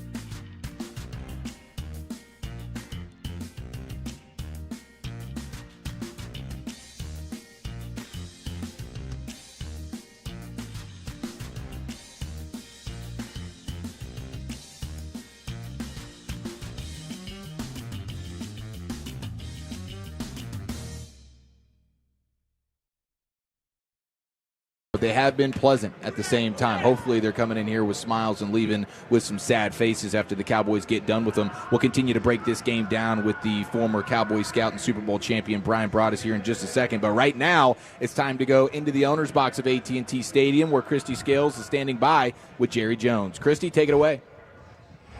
Jerry Jones, man, what a great owner's box. It has been a busy day. I know you've already talked with Iron Mike Tyson and Jake Paul. There's a lot going on. Boy, I'll tell you one thing. If we could get some of that energy out here on the opening kickoff, we'd have a kickoff return for sure. But excited about our group, particularly Check 1 2. Mike check 1 2. Excited that we're playing a real good team here today. It's great to be home. I think our team will be up to it. On offense, Dak Prescott said something during the week, because even though there were 33 points last week, and of course one of them came on a punt return, he said that there was still some meat on the bone in last week's performances. Do you agree with that? And if so, what is it that you think that they can do better in week 2? Well, I do. We can run the ball better. On early down, if we can get more yards, we need more on that first down, and so that'll work good for us. We did some very good things, and I think that we can play better, let's say, than we really started off on the early part of the downs on the possession as we did the second half last week. Defensively, wow, what a debut. Mike Zimmer coming back. I'm sure it's as much as you hoped for. Can they be even better this week? Well, that was a good showing last week. If we can do as well, that'll be something to talk about. On the other hand, on an individual basis, yes, we've got players out there that felt like they can play better, and by the way, they can. Last question for you. That is Luke Schoonmaker, last year's second-round pick, probably more involved today with Jake Ferguson out. What is it that you saw from Schoonmaker in camp once he came back from that shoulder injury that gives you confidence that he can step in today? He's a big target that has great physical ability. In other words, he's not your normal sizable 6'6", 6'7" guy. He's got a lot of coordination. He should give them fits out there. He's had a little tough luck with his injury situation. Other than that, he would have been playing a lot more football for us. We appreciate the visit. Thanks so much, Jerry. That's the view from the owner's box as we continue counting down to Saints and Cowboys. Let's rejoin Bryan and Eric. Thank you so much, Christy. Today's Owner's Box was brought to you by Yeti, the official cooler of the Dallas Cowboys and the Dallas Cowboys cheerleaders. Now, Broaddus, let's continue to get to know the enemy here with the Saints in town, brought to you by Arrow Exterminators, the official pest control provider of the Dallas Cowboys. Man, I just don't think they'll be able to protect Carr for 4 quarters, and I don't see them without blitzing being able to get any pressure on Dak Prescott. To me, that's the difference in the game. I think the trenches, the Cowboys win. Yeah, the thing, though, that they will try to figure out is how to run this football. So all of a sudden, you get into running game, you get to multiple motions, you get guys in position. If you don't handle that very well, if you're out of position, maybe it's 3 on 2 in a blocking situation. In Alvin Kamara, we talked about Alvin Kamara there were a lot of times where he didn't get touched until they were 2.5 yards, almost 3 yards beyond the line of scrimmage. That's going to be a rough day. If the Saints find ways to run the football, that will help Carr so much. Your pass rush will have no factor if all of a sudden it turns into them running that football. Got to stop Kamara. That is objective number 1. There's no question. You have the former Niners offensive coach, now the play caller, Clint Kubiak, for the Saints, and he wants to use Kamara the same way they use McCaffrey out there. They move him around all over the place. Trying to stop him will be a huge challenge. Now, what do we need to know about the referee crew today? Let's get a little Bryan Broaddus Zebra report. Yeah, it's going to be Sean Smith today, and Sean is he officiated the conference championship game, the AFC conference championship game, Kansas City Baltimore last year. He caught your Dallas Washington game at the end of the season last year. His first game this year was the Tennessee Chicago game. The calls for him were false starts, offensive holding, illegal block above the waist. That's something you kind of see in a special teams area. Too many men on the field defensively. They're going to watch guys coming on and off. They're not going to let you have 12 guys in the huddle and all that. Got to be good with your substitution, and then some illegal formation stuff. Overall, if you look at where he was in 2023, offensive holding, unnecessary roughness, defensive pass interference, defensive holding, and delay of game. The one that concerns me is that unnecessary roughness. Not going to let you get into a chippy game here. If it kind of turns into that, maybe you see some 15-yard penalties to try and gain the control back of this football game. Gotcha. Yeah, the pass rush for the Cowboys, I mean, absolutely ridiculous last week, the first game in the Mike Zimmer era, and they blitzed at a 25% clip. That's below league average, but they still had a pressure rate of 45%. Probably could have had 10 sacks in that game last week if they were just able to kind of tackle in the pocket. Yeah, no question. And Deshaun Watson's good at that. Derek Carr wants to run from pressure. He's not the same type of accurate quarterback when pressure's in his face compared to when there is no pressure. So I think that's the difference in the game. And we'll go inside the booth coming up next year and see what the keys to the game are with Christy Scales and with Babe Laufenberg, all coming up next as we continue counting down to kickoff. Cowboys and Saints, you're listening to the Dallas Cowboys Radio Network. At Academy Sports and Outdoors, we've spent 80-plus years in the business of fun.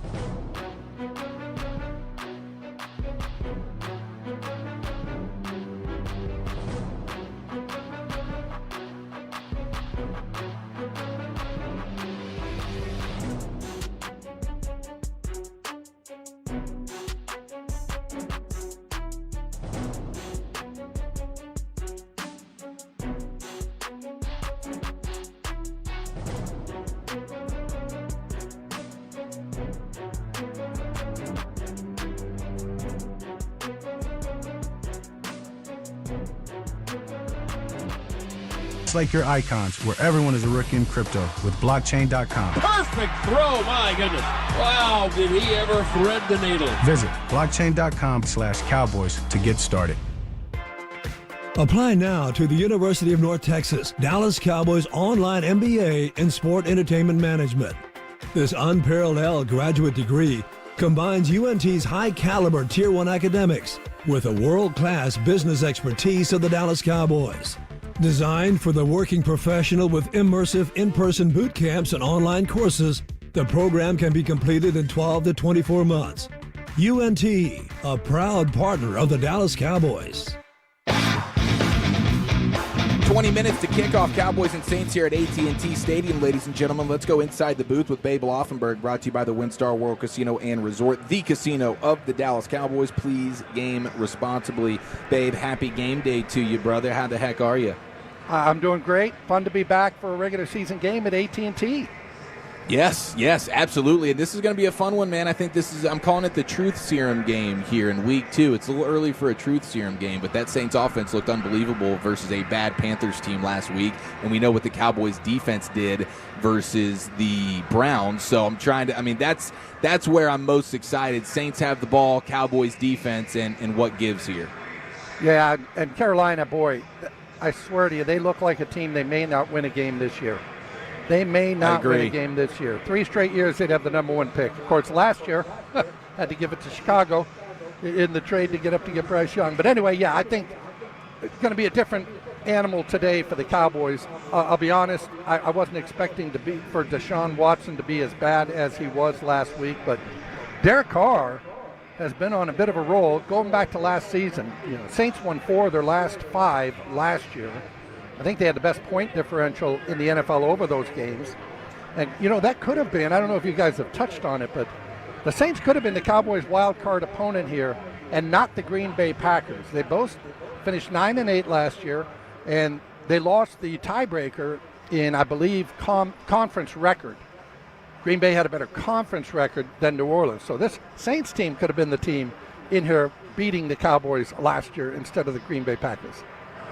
Babe, how do you think that Dennis Allen tries to play the Cowboys? I've asked everybody about this and kind of got varying opinions about, do you blitz Dak Prescott or not? Maybe a little bit about with playing against Bryce Young and his inability to read and understand what's going on. How do you think Dennis Allen tries to attack this Dallas offense? Well, as we know, Dak has been very good against the blitz. This team has been very good in the passing game. Right up at the top, you can look at a lot of different numbers, Pro Football Focus or whatever. But anyway, when other teams blitz, Dak Prescott and the Cowboys have been very effective beating it. To me, I'm going to make the Cowboys drive the ball. I still want to, if I'm defensive coordinator here, or Dennis Allen, who calls the defense, I'm going to make the Cowboys run the ball. Prove to me that you want to run it, number one, and prove to me that you're efficient at running it. Don't give them the big play, and that's the way I play it defensively. Even though I know they are more of a blitzing type team, and they're not a great front 4 rushing the passer, New Orleans. I still play a lot of kind of shell coverage, and obviously you got a rookie over there corner in Kool-Aid McKinstry because of Marshawn Lattimore being out. So I'm going to make the Cowboys run the football. And no Jake Ferguson for the Cowboys as well offensively. I will say quickly, all the talk, and he may be there, and he's in this group and he's in that group. I knew he wasn't playing last Sunday when he got hit. Cleveland. If you saw that hit, you'd say, he ain't playing next week, and I don't know how many more weeks after that. But that was not a surprise. And I doubt it was a surprise to New Orleans, too. Yes, yeah. When we saw it, I mean, my goodness, when you see it in the moment, you're like, man, if he only misses one game, you feel like that's a big win with the way that thing looked last week. Yeah, and here comes, as you guys talked about, Luke Schoonmaker. I don't know what he has, and he's been hurt so much of the time, training camps and off seasons, that he really hasn't got a lot of work in, not a lot of time on task. And it may say he's a second-year veteran, but I mean, to me, he's almost like a rookie in terms of the reps that he's gotten in training camps in both years. And, obviously hurt again this year for a while. But we'll see what he has. But right now, that depth at that position does not look very good behind Jake Ferguson. Babe, you're a beast. Thanks for the time, my friend. Enjoy the game. Okay, thank you, guys. Have a good day. Yes, sir. There he goes, Babe Laufenberg. And now we go to Christy Scales for her keys to the game, brought to you by Pollock Aurora, proud supplier of the Dallas Cowboys. Christy, what do you think about the Marshawn Lattimore injury for that Saints defense there? How does that affect that secondary? Well, Kool-Aid McKinstry, of course, a second-round pick out of Alabama. People talking a lot about him, and you can watch a little bit of the warm-ups, the end of pregame warm-ups, and kind of get a feel at least how they're going to start the game. And so he actually, it was actually Alontae Taylor, who's normally the nickel linebacker, who was lined up at right cornerback. And then, of course, Paulson Adebo is the starting left cornerback. So I wouldn't be surprised if we don't see Kool-Aid come out until they go into nickel, and then Alontae moves inside. Of course, he had 3 sacks last week. You guys were mentioning all of the creative things that Dennis Allen did against Bryce Young, the young quarterback of Carolina. They sent him on blitzes a lot. But we'll see a lot of Kool-Aid today. But don't be surprised if you see more Alontae Taylor outside as well, and then moving inside in nickel. And, of course, with so many of the multi-wide receiver sets that we see from the Cowboys, they'll probably be in nickel most of the day. And we talk about all 3 phases, but today special teams could play a huge factor, huh? I think it's a huge factor because you have the 2 Pro Bowlers, return specialists from the NFC over the past 2 years. Kevontae Turpin, of course, for the Cowboys, who had the 60-yard punt return for a touchdown in Week 1. But Rashid Shaheed, number 22, keep an eye on him. He is like another Kevontae Turpin out there. He had a 58-yard punt return last week against Carolina to set him up. But I know Babe was talking about how you expect the Saints to maybe try and challenge the Cowboys to use that run game and really move the ball down the field, matriculate the ball down the field, to borrow the words of Hank Stram. Well, that's when dynamic return specialists, the ability to flip the field, right, to get better field position in the return game is going to be so key. And last week, Bryan Anger, there were a few of his punts that went down the middle of the field because of the crosswinds. You're going to expect directional kicking today on the punt returns because Shaheed is such a dynamic returner for the Saints. And then they're going to challenge him on the kickoffs as well. Don't expect that they're going to put everything out of the back of the end zone, the Cowboys, on the kickoffs. They're going to see if they can pin them, between the 20 and 25 and not go ahead and give up that 30-yard start on offense as part of the new kickoff return rules, with that being the new spot for touchbacks. Christy, you're the best. Thanks for the info, and enjoy the game. Thank you, Eric. Thank you, Brian. There she goes, Cowboys sideline reporter Christy Scales here on the official pregame show of America's team. Broaddus, it's prediction time. Give me Cowboys 30, Saints 20. I think the trenches are too much here for the Saints to be able to handle. I think they'll be all over Derek Carr, and Dak will make that Saints defense pay every time they try and go blitz at him. Yeah, I like Dallas 26-13 in this football game. I think the defense will play well in this game. It's going to come down to how do you play the run defense. And let's see if Dallas can run the ball and how committed they are to doing it. Well, this has been a fantastic experience here for the home opener at AT&T Stadium, the Miller Lite West Plaza. Absolutely party popping. As always, looking forward to a long season here at AT&T Stadium. But that'll do it for today's pregame show. It'll be Brad, Babe, and Christy. They'll have you the rest of the way. Kickoff is around the corner, and Dallas Cowboys football will continue in a moment. Tom Thumb's new Drive Up and Go service makes grocery shopping easy and convenient for anyone. 25 pounds of ground chuck, 15 bags of hamburger.